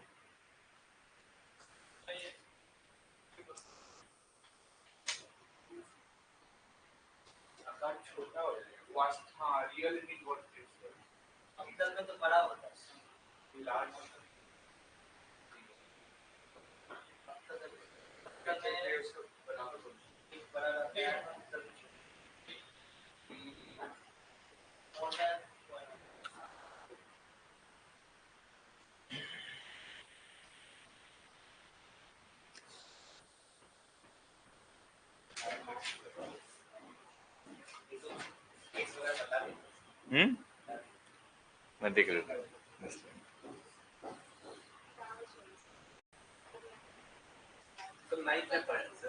हाँ जी, नाइन्थ में था ये कि 10th में था? हाँ, तो वो तो पढ़ना ही है आपको। चलो देख लो, देख लो, देख लो। देखो, 2-3 कंडीशंस याद रखो, इसको रट्टा मारने की जरूरत नहीं है, ठीक है। यू डोंट नीड टू, आप वेव डायग्राम ड्रॉ करो, रे diagram, and you will find की इमेज कहाँ पे बन रहा है, वहां पे आपके श्योरिटी होने के चांसेस बहुत ज्यादा हो जाएंगे। इसके 2-3 कंडीशंस होते हैं याद रखने के लिए। आप पहला जो है, कि मान लो कोई भी मिरर है, तो इस this is a concave mirror, इसके दो तीन नाम आप याद रखें। पहला दिस वन, इसको कहते हैं क्या, सेंटर, तो इसको नॉर्मली सेंटर भी कहते हैं, सेंटर ऑफ कर्वेचर भी कहते हैं, ठीक है। ये जो पॉइंट है, जो आपका मिरर का साइज है, यानी जिसको इसको कहते हैं एपर्चर ऑफ मिरर, ठीक है। तो ये जो एपर्चर का जो फुल लेंथ है, उसको जब आप डिवाइड करते हो, उसके मिडिल पॉइंट पे आते हो, इसको कहा जाता है पोल, ठीक है। और सेंटर और पोल के बीच की जो दूरी है, that is known as focus, ठीक है। अब होता क्या है कि लाइट के कुछ कंडीशंस है कि आपको अगर किसी चीज का इमेज ट्रेस करना है, तो आप उसके जनरली देख के लाओ कि रिफ्लेक्शन होने के बाद वो पॉइंट्स कहाँ जाके मिल रहे हैं, एंड जहां पे वहां पे रिफ्लेक्शन होने के बाद वो मिलेंगे, दैट इज आइडिया, वहीं पे आपका फॉर्मेशन होगा इमेज का। तो आप क्या करो कि इसके कुछ प्रॉपर्टीज को ध्यान रखो। जैसे पहला प्रॉपर्टी है कि लाइट अगर कहीं से भी पैरेलल आ रही है या डिस्टेंस से भी आ रही है, तो अगर पैरेलल आएगी इस लाइन के, तो ये हमेशा कहां से पास करेगी, it will always pass through focus. और इसका इनवर्स भी ट्रू है, यानी अगर फोकस से जाएगा तो ये गो बैक कहां से जाएगा, ये जाएगा कहां से, it will go back from the, ये पैरेलल हो जाएगा। एक कंडीशन आपको ये याद रखनी है। दूसरा कंडीशन कि अगर ये सेंटर से जाया, सेंटर से ये लाइट गया कहीं से किसी भी कंडीशन में, ये अगर सेंटर है, तो सेंटर से लाइन जब जाएगा, तो सेंटर से लाइन जाने के बाद यहाँ पे क्या होता है कि अगर सेंटर से ये मिरर पे जाएगा, तो सेंटर पे ही रिफ्लेक्ट करेगा, बैक कर जाएगा। तो सेंटर से जिस डायरेक्शन में जाएगा, तो सेंटर से ही वापस आ जाएगा। अब इसके पीछे देखो डेरिवेशन में इसलिए नहीं कह रहा हूँ कि angle of incidence and angle of reflection का खेल है, ठीक है। ये आप जैसे, चलो ये नॉर्मल हो गया, ठीक है। आपको कभी भी कर्व सरफेस पे नॉर्मल डालते हो तो सेंटर से जाता है, ठीक है। तो ये आपका एंगल ऑफ इंसिडेंस हो गया, यहाँ पे ये बराबर हो गया। अब यहाँ पे पड़ रहा है, यानी कि ये 90 डिग्री पे पड़ रहा है, तो सिंपल से ये भी एक स्टेटमेंट हो सकता है कि लाइट जब curvature of centre of curvature से पास हो रही है, तो वो उसके स्ट्राइक करने का एंगल कितना होता है, तो उसके स्ट्राइक करने का एंगल जो है वो 90 डिग्री है वो, ठीक है। यहाँ पे 90 डिग्री दिख नहीं रहा है, बट वो 90 डिग्री है, ठीक है, नॉर्मल है वो हमेशा। इसके बाद जो तीसरा कंडीशन है कि अगर ये डायरेक्टली पोल पे जाए, ठीक है, यहाँ पे पोल पे जाए, तो अगर लाइट यहाँ पे पोल पे जाएगी, तो इसके साथ इक्वल एंगल बना करके वापस जाएगी, ठीक है। ये तीन कंडीशंस हैं, तीनों ये किसी मिरर के लिए होल्ड करते हैं, लेंस में भी यही होल्ड करता है, ठीक है। अब जब आएगा ये कंडीशन होगा, इसके बाद से आप जो भी इमेज चाहो आप बना सकते हो कि इमेज आपको चाहिए कहां पे। तो पहले तो ये तीन कंडीशन याद ना हो तो आप जरूर नोट कर लें, इसके बाद आपके बाकी मैं आपको बता देता हूं, आप नोट कर लेना। तीन चार कंडीशंस कर लेने, उसको नोट कर लेना है, बाकी आपका काम हो जाएगा।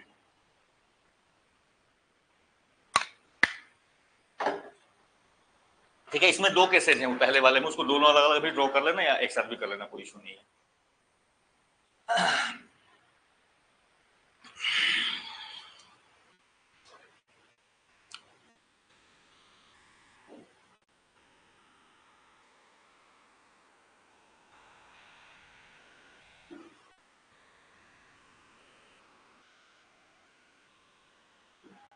ये one of the favourite question होते हैं ना, कंडीशन डाल के वो खूब पूछते हैं, बताओ कहाँ बनेगा इमेज, कहाँ बनेगा दर्पण, कहाँ बनेगा, नहीं दर्पण नहीं, मतलब इमेज कहाँ बनेगा।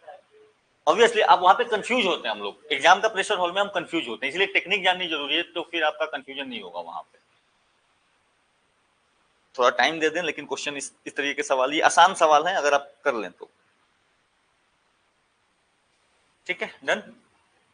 अच्छा, रियल इमेज और वर्चुअल इमेज में डिफरेंस क्या होता है?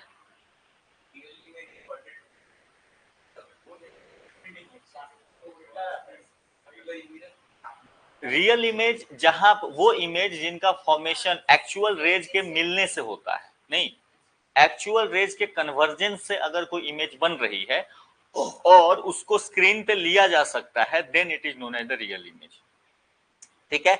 वर्चुअल इमेज जो होते हैं जहां पे रियल कन्वर्जेंस नहीं होते, वो एपेरेंट कन्वर्जेंट होता है और उसको स्क्रीन पे आप नहीं ले सकते, ठीक है। तो that is the virtual image. ये दोनों डिफरेंस है आपके रियल इमेज का और वर्चुअल इमेज का, ठीक है। तो जैसे आप रिफ्लेक्शन कराओ, शीशे से आप रिफ्लेक्शन कराओ आईने से, तो आईने से अगर रिफ्लेक्शन कराओगे तो आपका रिफ्लेक्शन जो है वो कहीं सरफेस पे वो बनेगा नहीं। तो आईना आपका जो नॉर्मल हम लोग का लुकिंग ग्लास होता है, वो आपका क्या बनाता है, वो वर्चुअल इमेज बनाता है, ठीक है। तो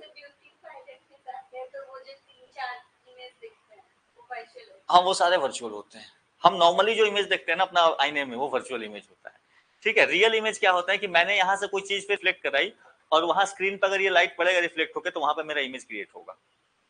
ठीक है, तो ये जो कहानी होती है दिस इज रियल इमेज। यानी पहले वाला वो मूवी में आता था ना, या ये यहाँ पे बनने वाला क्या है, यहाँ जो टांग के जो पढ़ाते थे उसको क्या बोलते थे, प्रोजेक्टर वाला, तो वो उसमें रियल इमेज बनता था, वो इमेज आप पर्दे पे उसको ले सकते। ठीक है, तो ये कंडीशन होती है आपका रियल इमेज की एंड वर्चुअल इमेज की। ठीक है, वर्चुअल इमेज को आप कभी भी स्क्रीन पे नहीं ले सकते, आप उसको सोचोगे कि मैं इसको स्क्रीन पे होल्ड कर लूं, इट विल नॉट कम। ठीक है, ये बस आप ऑब्जर्व कर पाओगे, वो भी एक डेफिनेट एंगल से, you always need a definite angle to observe that image. ठीक है, सिंपल सी कहानी यहां से। अब देखो इसके केसेस बना लो, 3-4 केसेस बनाएंगे। एक ही मिरर में कॉन्केव में ज्यादा बनाना है, कॉन्वेक्स में तो 2 केस में काम खत्म। कॉन्केव में जो है पहला केस,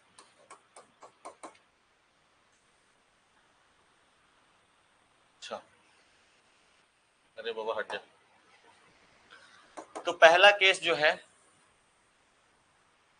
तो इसका पोल, फोकस और सेंटर ऑफ रेडियस 3 ड्रॉ आपको करना है बस। लेट सपोज कि बहुत दूर से कोई लाइट आ रही है, बहुत दूर से, यानी ये सेंटर से भी बहुत परे है। ठीक है, 2 इंटू इसको सी अगर मैं लिख दूं, उससे भी बहुत परे है। ठीक है, बहुत दूर से, तो बहुत दूर से लाइट अगर यहां से आए, या चाहे, चलो पहले ये केस डिस्कस करते हैं। अब यहां से दूर से कभी भी लाइट आएगी तो वो क्या हो जाती है, इट बिकम्स पैरेलल। अब पैरेलल होगा तो ये क्या पास करेगा, ये आपको पास करेगा फोकस से। ठीक है, दूसरा, अगर समझो कि ये दूरी बहुत ज्यादा है, लेट सपोज मैं यहां से लाइट को बहुत एंगल बना के ले आऊं, जाके इस पे टकराऊं। ठीक है, तो इसको यहां से पास होना चाहिए था, एकदम नजदीक से पास होगा, यानी इमेज कहां पे बनता हुआ, 2 लाइट कहां पे जाके मिल रहे हैं, फोकस पे। तो दूर से कोई भी इमेज बनेगा, दूर से, बहुत दूर से, सेंटर के बहुत बियॉन्ड से इमेज कभी भी बनेगा, आपका जो ऑब्जेक्ट रखा होगा, ऑब्जेक्ट यहाँ पे है, तो इसका इमेज कहां पे बनेगा, ये इमेज हमेशा कहां बनेगा, फोकस पे बनेगा। ठीक है, और इसका साइज क्या होगा, वेरी स्मॉल, बहुत छोटा इमेज बन रहा है ना, ये लेंथ आप देखो बहुत छोटा सा बन रहा है, we have to just understand this thing. अब अगर यहां से भी मैं इमेज यहाँ पे भी टांग दूं, इसको इस एंगल से भी बना दूं, लेकिन ध्यान रखना अगर एंगल कुछ भी दिया हो, अगर उसका डिस्टेंस ज्यादा दिया हुआ है, तो वो हमेशा लाइट पैरेलल ट्रेवल करेगी और हमेशा इसका इमेज जो है वो फोकस पर बनेगा, ऑलवेज। ये केस क्लियर रखोगे। दूसरा केस है, अगर मैं इमेज को सेंटर पे ले आऊं, सॉरी ऑब्जेक्ट को सेंटर पे लेके आऊं, तो ये P, ये F, ये C, अब मैंने ऑब्जेक्ट को यहां पे लेके आया मैं। ठीक है, अब मैं ऑब्जेक्ट को यहां पे लेके आऊंगा, 2 लाइट्स को ले जाओ, कन्वर्ट कराओ, तो एक लाइट ले सपोज यहां से गया, कहां से पास करेगा, फोकस से पास करेगा ये। ठीक है, दूसरा लाइट मैं फिर से यहां ले लूं, पोल पे। ठीक है, पोल से, तो पोल से गया है तो वो उसी एंगल को बनाते हुए आगे निकलेगा। ऑलमोस्ट कहां कट किया देखो, सेंटर पे कट किया, ऊपर वाला पोर्शन ऊपर, नीचे वाला पोर्शन नीचे। यहाँ पे ये एरो का रेज हमने लिया हुआ था, तो इसका इमेज कहां पे बना आपको, सेंटर से अगर आपने लिया है तो इसका इमेज कहां बनेगा, सेंटर पे ही बनेगा। ठीक है, इसका इमेज का साइज क्या होगा, image size is equal to object, और इन्वर्टेड है इमेज, उल्टा बना हुआ है। और चौथा, ये रियल इमेज है। क्यों, क्योंकि यहाँ पे actual meeting of the rays हो रही है। यहाँ पे देखो दोनों रेज आके यहाँ पे मिल रही है। अब इसके ऑपोजिट क्या होगा, विल सी, बट यहाँ पे देखो 2 रेज के मिलने से ये बना हुआ है, तो 2 रेज के मिलने से बनेगा तो ये रियल इमेज बनेगा। ठीक है, तो ये आपका हो गया दूसरा केस जो कि आपके सेंटर की वजह से बना। इसके बाद तीसरा,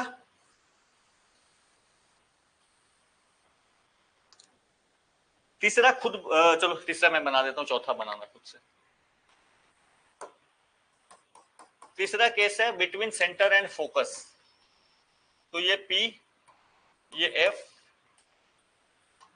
ये C। ठीक है, थोड़ा बहुत इधर उधर हो सकता है क्योंकि स्केलिंग हम लोग कर नहीं रहे एक्चुअल, बस we are just randomly drawing.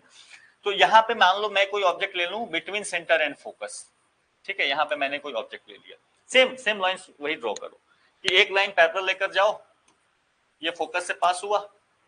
ठीक है, अब दूसरा तुम चाहो तो फोकस से लेके जाओ, या दूसरा चाहो तो आप डायरेक्टली पोल पे लेके जाओ। लेट सपोज फोकस से लेके जाते हैं, तो फोकस से लेके जाएंगे, ऐसे जाएगा and then it will move parallel.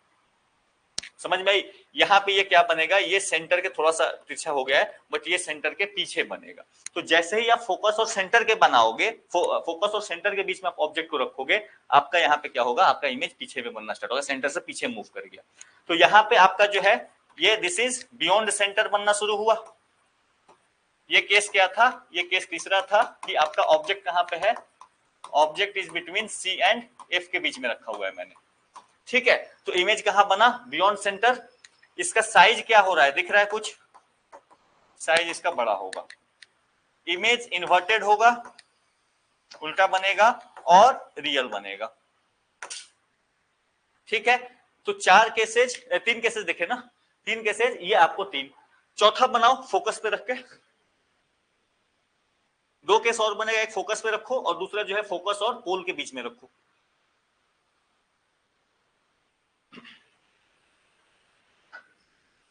ठीक है, अगर आपकी ड्राइंग अच्छी है तो स्ट्रेट बनाने का प्रयास करना, ठीक है, मेरा तिरछा उच्छा बनते रहता है।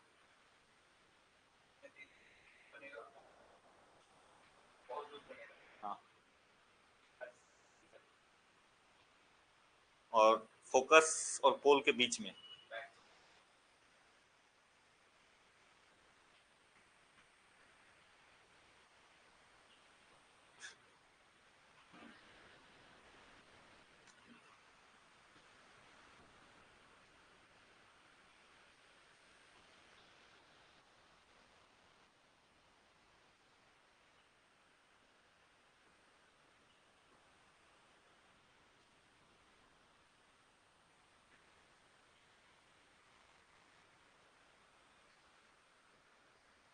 डन। दो केसेस और बनाने हैं आपको, एक चौथा जो है case that is at focus, और पांचवा जो केस है बिटवीन फोकस एंड पोल।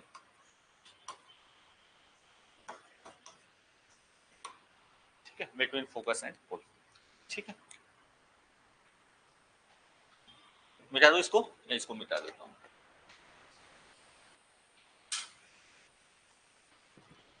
तो यहां पे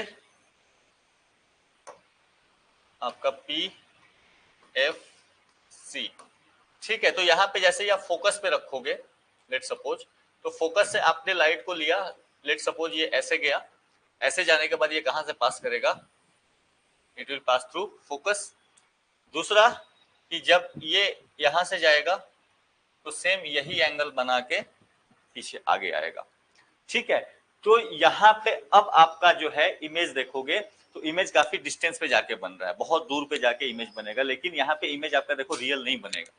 क्यों? क्योंकि ये लाइट कभी मिलेगी ही नहीं, ये लाइट पैरेलली मूव करते चले जाएंगे, ये इनका एंगल जो है ऑलमोस्ट पैरेलल हो जाता है, ये पैरेलली मूव करते चले जाएंगे, या चलो एक्सटेंड भी होंगे तो बहुत दूर जाके होंगे। इन दैट कंडीशन आपका जो इमेज बनेगा, ये हम ऐसे मानते हैं, रुको एक मिनट, इसको ऐसे कर लो कि जस्ट मिनट, ये आपका काफी लॉन्ग डिस्टेंस तक जाएंगे, बट क्योंकि ये लाइट पैरेलल नहीं है, सॉरी, क्योंकि ये लाइट पैरेलल है तो ये कन्वर्ज कभी नहीं करेगी, तो आप इसका इमेज पीछे नहीं बना सकते। तो इस केस में हम बोलते हैं कि आपका इमेज जो है इट विल फॉर्म एट बहुत लार्ज डिस्टेंस पे जाएगा, बहुत इनफाइनाइट पॉइंट पे जाके इसका इमेज बनेगा। तो अब इनफाइनाइट पॉइंट पे जाएगा तो इनफाइनाइटली लार्ज होगा और रियल होगा, बट अगेन ये कंडीशन में बनता नहीं है इमेज। बात समझ में आ रही है? ये दिस इज अ कन्वेंशन, हम इसको बोल देते हैं कि जाके इनफाइनाइट पॉइंट पे इसका इमेज बन रहा है, ठीक है, क्योंकि पैरेलल है ना, वो मीट ही नहीं करेगा। इसके बाद आपका पांचवा कंडीशन जो है that is between focus and pole. इस कंडीशन में क्या होगा, ठीक है, तो ये पोल, ये फोकस, ये सेंटर, अब मैंने यहां पे रख दिया इमेज को। अब यहां पे इमेज को रखा, लाइन को ऐसे पास किया, this will pass through focus, और यहां से इसको पास किया, ये पास करेगा इधर से, ठीक है। अब ये क्या हो रहा है, ये एक्सपैंड करते हुए जा रहा है, तो एक्सपैंड करते हुए तो डेफिनेटली आगे जाके कहीं पे मिलने के इसके कोई चांसेस नहीं होंगे। तो आपको क्या करना पड़ेगा, इसको आप पीछे प्रोजेक्ट कीजिए। तो पीछे प्रोजेक्ट करोगे तो आपको यहाँ पे क्या होगा कि यहाँ पे अपनी आंखें रखिए आप अपनी, ठीक है, यहाँ पे आप अपनी आंखें रखिएगा तो आपको लगेगा कि इमेज जो है वो पीछे कहीं पे बन रहा है, यहां से आपको बनता हुआ। तो यहाँ पे इमेज कहां बना, this is forming behind the mirror. और दूसरी बात, कि ये क्या होगा, ये वर्चुअल इमेज होगा। बात समझ में आ रही है? अभी तक जो इमेज बन रहे थे वो मिलने के इनके इन लाइट्स पे रेज के टकराने की वजह से बन रहे थे या मिलने की वजह से बन रहे थे। यहाँ पे वैसा कुछ हो नहीं रहा है, ये आपका, आप इसको अपेरेंट इमेज बोल रहे हो, तो वर्चुअल है और आपका स्ट्रेट है, ये इन्वर्टेड नहीं है। बात समझ में आई? तो ये 5 केसेज आपके बनेंगे जो आपके कॉनकेव मिरर के केस में बनेंगे। तो कभी भी एग्जाम वगैरह में आ जाए तो आप श्योर हो लें। कई बार हमें याद होता है बट कंफ्यूज हो जाता है एग्जाम प्रेशर हॉल में, वो प्रेशर हॉल वाली कंडीशन शुरू होती है, तो इसीलिए आपको कुछ कुछ टेक्निक्स बना के रखनी होती है जो कंफ्यूज होने वाली चीजें हैं, आप एग्जाम हॉल में उनको यूज कर लें। आई डोंट थिंक कि अब इसके बाद आपको कोई सवाल में दिक्कत हो, आप आराम से सॉल्व करें कि क्या इश्यू आएगा क्या है। ठीक है, क्या हो गया फटा? हाँ जी, नहीं एक दो बार करके जाओ, मैं इसीलिए आपको बोल रहा हूँ इसमें आप करके जाओ एक दो बार, क्योंकि देखो इमेज और मिरर वाले क्वेश्चन इजी हैं, लेकिन अगर आप याद करके जाओगे ना तो गारंटी आप भूलोगे। एग्जाम हॉल का प्रेशर ऐसी चीज होती है कि आपको याद चीजें भी आप भूलते हो, क्योंकि वो बात आती है ना कि जीवन मरण का सवाल होने लगता है वहां पे, तो ये हम भूलते हैं ऑब्वियसली। तो ना केवल इसी के लिए, कोई भी ऐसी चीज जहां पे कंफ्यूजन होने के चांसेस ज्यादा होते हैं, उन चीजों को किसी तरीके से याद रखो। जैसे हम निमोनिक्स क्यों बनाते हैं, कंट्रीज का नाम याद रखना है, कुछ याद रखना है, निमोनिक्स बनाने का कारण यही होता है आपका निमोनिक्स रहेगा ना तो आप बहुत जल्दी एग्जाम हॉल में रिलेट करोगे, भूलोगे नहीं। ठीक है, तो इसीलिए आप कुछ कुछ जो इस तरह कंफ्यूजिंग चीजें उनके लिए कोई ना कोई टेक्निक हो, इसमें टेक्निक डेवलप करने की जरूरत ही नहीं है, खुद का ही टेक्निक है ये। ठीक है, आप बनाए और बना के इसको एग्जाम हॉल में सॉल्व करें। चलो हो गया ये। इसी तरीके से आपका कॉन्वेक्स के लिए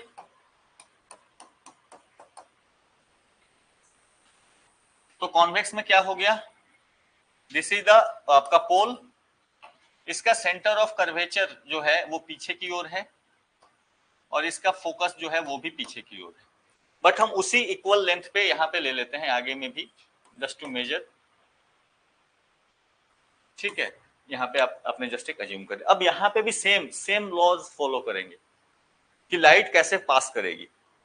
तो लाइट अगर डिस्टेंस से आ रही है, पैरेलल होके आ रही है, तो इसको कहां से पास हो रहा था उस केस में, फोकस से होगा। यहाँ पे it will appear that it is coming through focus, it will appear that it is coming through focus. तो फोकस से लाइन ड्रॉ करो ऐसे, ठीक है, और ये यहां से लाइट ऐसे रिफ्लेक्ट करेगी। बात समझ में आई? तो आप यहां से हुआ लाइट आपको ऐसे रिफ्लेक्ट करेगी, it will appear that it is coming from the focus. दूसरा, ठीक है, दूसरा अगर आपका फोकस से जाए या कहीं दूर से अगर फोकस पे आती हुई अपीयर होगी तो पढ़ने के बाद वो क्या हो जाएगी, पैरेलल हो जाएगी। तो दोनों कंडीशन, यहां से भी वो कंडीशन आपको होल्ड करेगा। अगर लाइन आएगा, कहीं दूर से लाइट आ रही है, ऐसा लग रहा है कि वो फोकस पे आ रही है, तो then after falling on the mirror it will become just parallel to the mirror. दूसरा इसमें केस जो है, इसका कलर चेंज होता है ना, बार बार ड्रॉ करना पड़ेगा। दूसरा जो केस है कि अगर डायरेक्टली पोल पे आया, डायरेक्टली पोल पे आया तो सिंपली पोल से ही रिफ्लेक्ट करेगा, क्योंकि पोल 90 डिग्री पर ही बना हुआ है वो। ठीक है, तो वहां पे angle of incidence, angle of reflection same हो जाएगा। तीसरा कि अगर ये सेंटर से आता है, ठीक है, तो सेंटर से आएगा तो क्या होगा, अगेन अगर ये थोड़ा पीछा हो गया, सेंटर से जाएगा तो सेंटर से जाने पे क्या होगा, ये लाइन अपने आप में 90 डिग्री है, तो ये आपको यहां से इधर गया तो ये रिफ्लेक्ट भी बैक हो जाएगा। सिंपल सी कहानी। और चौथा कि अगर आपका फोकस से गया, अब चौथा मैं कहां से लाऊं, चलो इस वाले से कर देते हैं। अगर ये फोकस से जाएगा, लाइट अगर फोकस से जाएगा तो ये क्या हो जाएगा, इट विल बिकम पढ़ने के बाद। ठीक है, तो ये केसेज आपको ध्यान रखना है, ये कुछ इस तरीके की केसेज बनेगी। यहाँ पे अपेरेंट, आपको सिंपल सा बताऊं क्या करना है, आपको पीछे से लाइन को खींचना है। आप लाइन पीछे से खींच के ले आओ, देखो पिछले वाले सेंटर से पीछे वाले फोकस है, और देखो किस डायरेक्शन में जाएगा। इसमें सारा इमेज वर्चुअल बनेगा। ठीक है, इसमें हमेशा इसमें एक केस हमेशा है कि इमेज आपका हमेशा वर्चुअल बनेगा और इमेज हमेशा आपका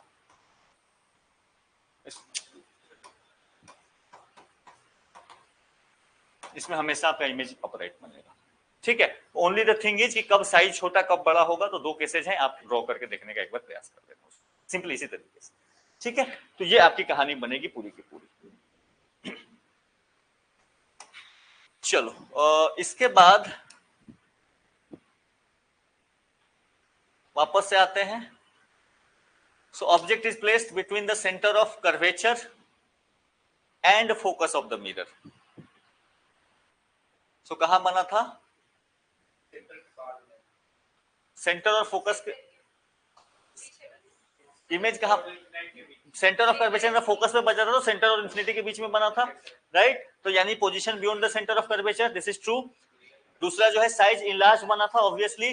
तीसरा nature real and inverted image था, और ठीक है मोर देन, ठीक है।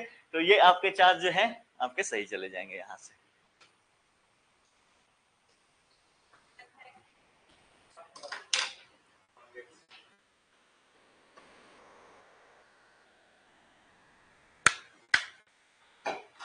सो आपका अपराइट इमेज यानी जैसा है ऑब्जेक्ट वैसा ही बनेगा। तो प्लेन में तो हमेशा जैसा रखोगे इमेज वैसा ही बनता है, उसमें इन्वर्जन वगैरह नहीं होता है। और दूसरी जो है वो कॉन्वेक्स में हमने बात करी कि कॉन्वेक्स में भी आपका हमेशा इमेज जो है वर्चुअल बनेगा और अपराइट बनेगा, ठीक है। सो आपका इसका जो ऑप्शन हो जाएगा 1 एंड। अच्छा एक साथ इसी के साथ साथ क्योंकि मिरर देख ही लिया है तो एक फॉर्मूला भी याद रखना, that is 1/v plus 1/u equals to 1/f। ये है आपका फॉर्मूला, इसको कहते हैं मिरर फॉर्मूला, ठीक है। मिरर फॉर्मूला में this is v is what? This is distance of image. दूसरा है डिस्टेंस ऑफ ऑब्जेक्ट, और तीसरा है ये आपका फोकल लेंथ। और फोकल लेंथ जो होगा it is always equals to r/2, ठीक है। जो रेडियस ऑफ कर्वेचर उसका डिवाइडेड बाई 2, ये हमेशा फॉर्मूला रहेगा। लेकिन ध्यान रखें इस फॉर्मूला को हमेशा साइन के साथ यूज करें, ठीक है। साइन कन्वेंशन के साथ आपको यूज करना है, और साइन कन्वेंशन सिंपल सा बताता हूं क्या है।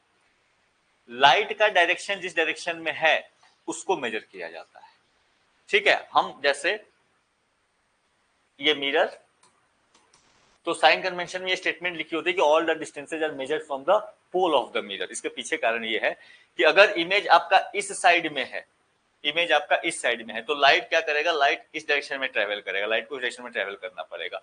ये आपका जो इसका जो पोजीशन आपका होगा, आप इसको क्या लोगे? माइनस में लोगे, ठीक है। और अगर आपको इसका यानी u का वैल्यू यहाँ पे माइनस में जाएगा, और अगर v का वैल्यू माइनस में मिल रहा है यानी ऑब्जेक्ट इस साइड में बन रहा है, इसी साइड में बन रहा है। लेकिन अगर आपने u का वैल्यू यहाँ पे माइनस में लिया है और v का वैल्यू यहाँ पे प्लस में आ जाता है, इट शोज कि आपका इमेज जो है इसके बिहाइंड बन रहा है, ठीक है। तो ये साइन कन्वेंशन का थोड़ा सा ध्यान रखना, बाकी तो चीज ठीक है। तो कॉन्केव का अगर फोकस आएगा तो फोकस इसका हमेशा क्या होगा? कॉन्केव का फोकस माइनस में आएगा और कॉन्वेक्स का प्लस में रहेगा, ठीक है। तो ये थोड़ा सा साइन कन्वेंशन को लेके चलोगे तो फिर इसमें दिक्कत नहीं होगी।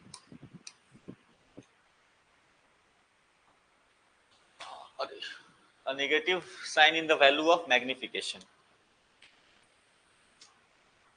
नेगेटिव साइन आपका क्या दिखा रहा था? इमेज इज रियल, ठीक है, वो पलट जाएगा, ठीक है। तो वो कहानी आपकी आ रही थी, एंड इट विल शो कि आपका जो इमेज है ये आपका रियल बना हुआ है, ठीक है। तो मैग्निफिकेशन का फॉर्मूला आपका height of object by height of image या -v/u, ठीक है। तो मैग्निफिकेशन को याद ऐसे अगर इसको करना हो तो मैग्निफिकेशन दो तरीके से निकाल सकते हो। एक तो h2/h1 यानी हाइट ऑफ आपका इमेज और ये हाइट ऑफ ऑब्जेक्ट, ठीक है। या दूसरा हो सकता है ये -v/u आएगा, तो यहाँ पे माइनस साइन के साथ आया हुआ है तो ध्यान रखना, इन्वर्ट हो जाएगा वो। तो ये आपका मैग्निफिकेशन का फॉर्मूला हो जाता है।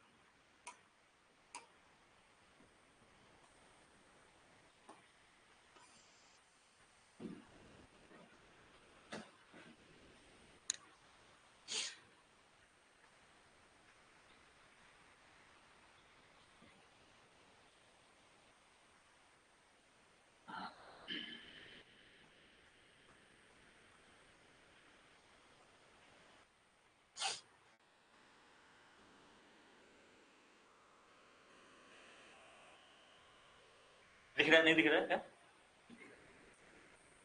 नहीं, रेड कलर थोड़ा ज्यादा परेशान करता है आंखों पे। कलर का पड़ता है ना सर, बहुत लोगों को दिक्कत होती है रेड कलर से। हाँ जी।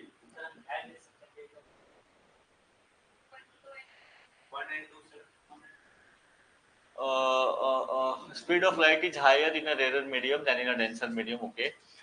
When light travels from a denser medium to a rarer medium, denser से rarer में जाएगा तो it bends away from the normal. Okay. और the refractive index of alcohol is less than that of ice. तीनों सही है।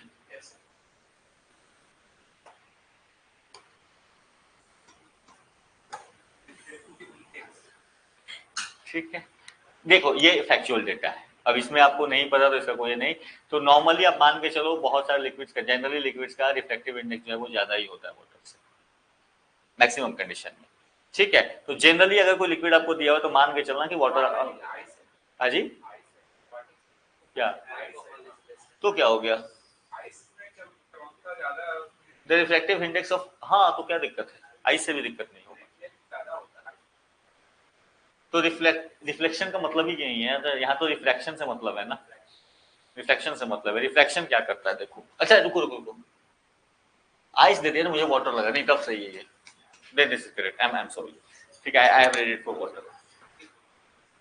देखो यहाँ पे तो रिफ्लेक्शन क्लियर है। रिफ्लेक्शन में सिंपल चीजें क्या होती है कि जब आपके दो मीडियम अगर, अच्छा यहाँ पे अगर ये वाटर होता ना तो फिर गड़बड़ हो जाती, तो इसको क्लियर।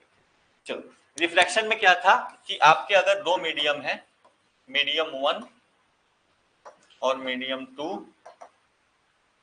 ये मान लो कि ये आपका लाइटर मीडियम है और ये थोड़ा सा डेंसर मीडियम। ठीक है, लाइटर यानी रेयर हो गया। तो यहां से क्या होगा कि लाइट जब आपकी हमेशा ही लाइटर से डेंसर जाएगी तो कभी भी लाइट का स्पीड आपका स्लो होगा डेंसर मीडियम में। ठीक है, तो यहां पे क्या होगा कि मान लो लाइट इधर से आ रही है, ये आपका एंगल ऑफ इंसिडेंस है, इसको सिंपली ऐसे पास होना चाहिए था।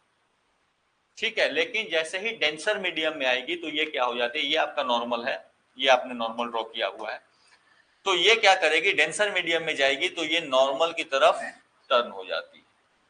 बात समझ में आई?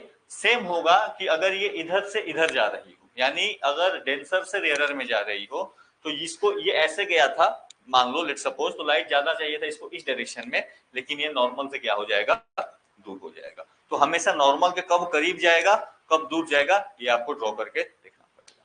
बात समझ में आ रही है? ये आपका डेंसर से रेयर लेके जाओ या रेयर से डेंसर लेके जाओ, ये डायग्राम आपको यूज आप चाहोगे तो उसको कर सकते हो।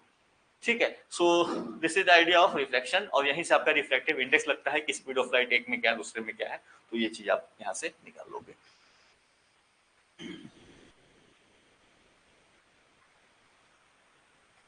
सो reflective index of alcohol is less than that of ice, this is also true, and आपका आंसर जो है वो डी चला जाएगा।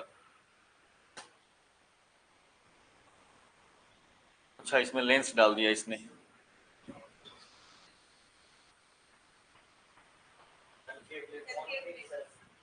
हाँ जी, पक्का।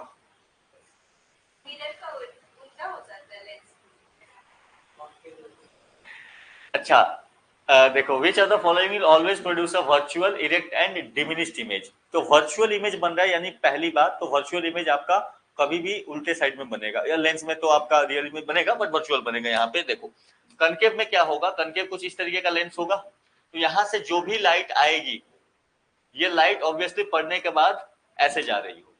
तो जब लाइट डायरेक्ट इस तरीके से जाएगी, चलो मैं किसी क्लास में लाइट को थोड़ा डिटेल में देख लेंगे, लाइट के क्वेश्चंस हैं आते हैं तो थोड़ा बाकी और फीचर्स को भी, बट इसको ब्रॉड ऐसे समझ लो कि ये इस तरीके से एक्सपैंड करता है, कॉन्केव मिरर में एक्सपेंशन हो जाता है, तो एक्सपेंशन होगा तो कभी भी आपका रियल इमेज नहीं मिलेगा, क्योंकि किसी भी कंडीशन में लेके जाओ कॉन्केव मिरर, कॉन्केव इमेज उसको क्या करती है, एक्सपेंड करा देगी। तो आपको इमेज हमेशा पीछे कहीं ना कहीं ट्रेस करना पड़ेगा, और इमेज हमेशा जब पीछे ट्रेस करोगे ये आपका क्या बनेगा, वर्चुअल इमेज बनेगा। ठीक है, तो ये वर्चुअल बनता है, और यहाँ पे it will always be, it will also be erect and diminished image. तो ये हम थोड़ा सा देख लेंगे बाद में, थोड़ा सा इसको किसी क्लास में भी डिस्कस इट, बट अभी के लिए इसको कर लो कि this will be the concave lens. ठीक है, सो यहाँ पे more than one of the वो वाली कहानी नहीं जाएगी। ठीक है, तो इसी तरीके से जैसे मिरर का देखा ना, वैसे ही आप चाहोगे तो लेंस का भी either we will do in some class, और आप कोशिश करोगे तो हो भी जाए, कोई ये नहीं है।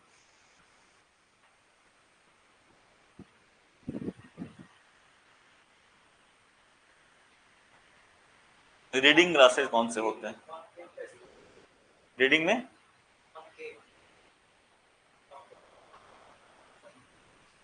डॉक्टर अलग हो गया, रीडिंग ग्लास कौन सी है? हाँ जी, रीडिंग ग्लास कॉन्वेक्स होती है, ठीक है। रीडिंग ग्लास जो होती है वो कॉन्वेक्स होती है, ताकि ये इमेज को आपको इनलार्ज करके दे, याद रखो, ठीक है। डिमिनिश्ड हो जाएगा ना यहाँ पे, तो यहाँ पे आपका this will be the convex lens होगा, और फोकल लेंथ आपका कम होना चाहिए इसका, ठीक है। तो 5 सेंटीमीटर, क्योंकि फोकल इसकी कहानी में आपको चर्चा करूंगा, ये क्यों ऐसा रिलेशन हो रहा है, क्यों फोकल लेंथ ज्यादा या कम की क्या बात हो रही है इसमें, तो but it will take time थोड़ा सा, क्योंकि मुझे स्टार्टिंग से स्टार्ट करके and I have to move on. तो थोड़ा सा इसको एक क्लास हम मैंने ये रखा है कि आपको फिजिक्स वाले कुछ कुछ चैप्टर्स एक दो जो है वो मैं आपको करा दूंगा लास्ट में, हाँ वो करा दूंगा। साइंस एंड टेक का पोर्शन खत्म हो जाने दो, 3-4 क्लास और लगेगा, या 5 क्लास मान के चलो, उसके बाद में नहीं मैं वो करा दूंगा ऑब्वियसली, मैं कुछ कुछ इंपॉर्टेंट वाले जो चैप्टर्स हैं ना वो करा दूंगा एक दो,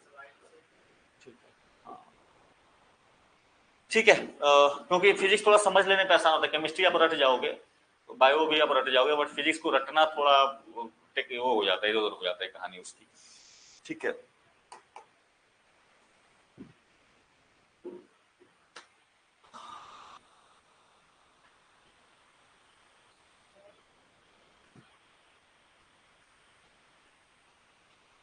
इंद्रधनुष, ठीक है। At noon in which direction is a rainbow visible?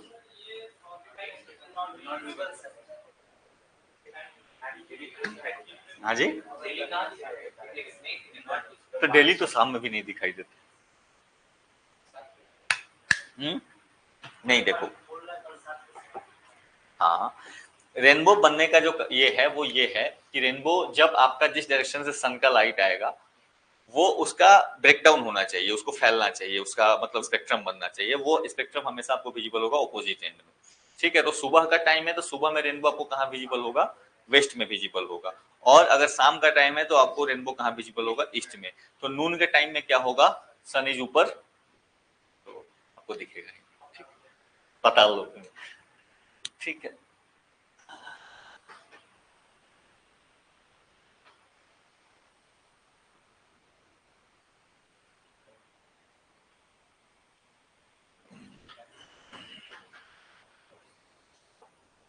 So phenomena of light, हाँ जी, इसका जवाब मैं सभी से पूछूंगा, ठीक है।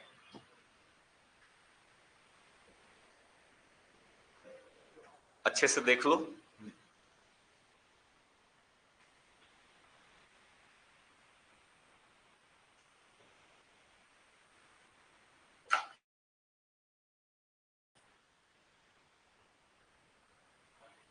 पता है मजा कब आता? इसमें ना एक ऑप्शन यहाँ पे डाल देता डिफ्लेक्शन,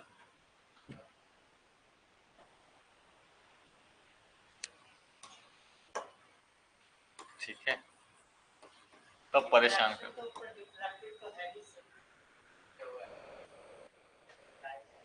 नहीं उस प्रोसेस को कहते क्या है? डिफ्लेक्शन का होना और उस प्रोसेस का होना दोनों अलग चीजें हो जाएंगी, इसलिए मैं बोला डिफ्लेक्शन डालेंगे तो फिर मजा आएगा इस क्वेश्चन में, परेशान करेगा ये, ठीक है। अब हटा दो, डिफ्लेक्शन है नहीं, आपके जो ऑप्शन गिवन आप उस पर सोचो। अभी बात करी ना हमने, पहले क्वेश्चन में भी यही बात करी थी, अभी भी वही बात करी कि एक मीडियम से दूसरे मीडियम में जाता है, उसका रास्ता बदल जाता है, यानी अपने रास्ते से पथ भ्रष्ट हो जाता है, उसको क्या बोलते हैं? पथ भ्रष्ट, हिंदी, हाँ। तो अपने पथ से जो है वो भ्रष्ट हो जाता है, उसका रास्ता बदल जाता है, और इसी को कहा जाता है आपका डिफ्रैक्शन, ठीक है।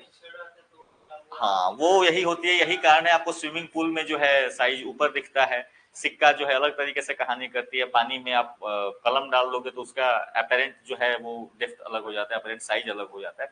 ये सारा का सारी जो कहानी है दिस इज अबाउट रिफ्रैक्शन, ठीक है। उंगली डालते हो तो उंगली मोटी लगने लगती है, तो ये सब कुछ जो है ये आपका रिफ्रैक्शन की कहानी चल रही है, ठीक है।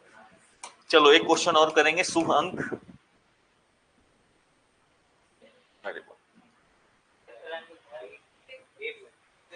So what determines the color of light?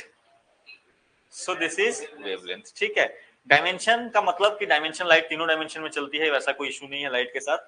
Intensity क्या बताता है कि लाइट का की चमक कितनी है, यानी कि लाइट का जो एनर्जी है उसके पास कितना ज्यादा है, तो जितना ज्यादा अमाउंट ऑफ लाइट पड़ेगा उतनी ज्यादा उसकी इंटेंसिटी आपको दिखेगी। ठीक है, वेलोसिटी तो ऑब्वियसली ये आपका नॉर्मल चलेगा, और बी जो है that is the sorry C जो है वेवलेंथ, तो आपका वेवलेंथ वेरी करता है और फ्रीक्वेंसी वेरी करती है। ठीक है, तो उस बेसिस पे आपका लाइट का कलर डिटरमिन होता है। तो विबग्योर वाला हम बहुत पहले कई बार देख चुके हैं, नहीं तो आपका वायलेट से रेड की तरफ जब जाते हो,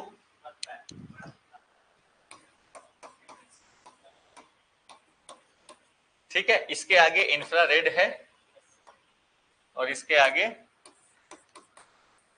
अल्ट्रा वायलेट। ठीक है, इस डायरेक्शन में जब आप जा रहे हो तो वेवलेंथ आपका बढ़ रहा है। ठीक है, और इस डायरेक्शन में आपका फ्रीक्वेंसी बढ़ रहा है। ठीक, हाँ जी, फ्रीक्वेंसी ठीक, ठीक है, तो 11 अंक शुभ होते हैं, 11 पे आज इसको फिनिश करेंगे। आगे कहानी वी विल सी और इसमें क्या क्या कहानी है। ठीक है, 11 9 ये ऐसे टर्म है जिनको शुभ माना जाता है। नहीं नहीं, 11 11 शुभ है क्रिकेट में। नेल्सन अच्छा अच्छा अच्छा अच्छा, वो पता नहीं विकेट नहीं, नॉर्मली जो है ना न्यूमरोलॉजी में 11 11 को बहुत अच्छा माना जाता है।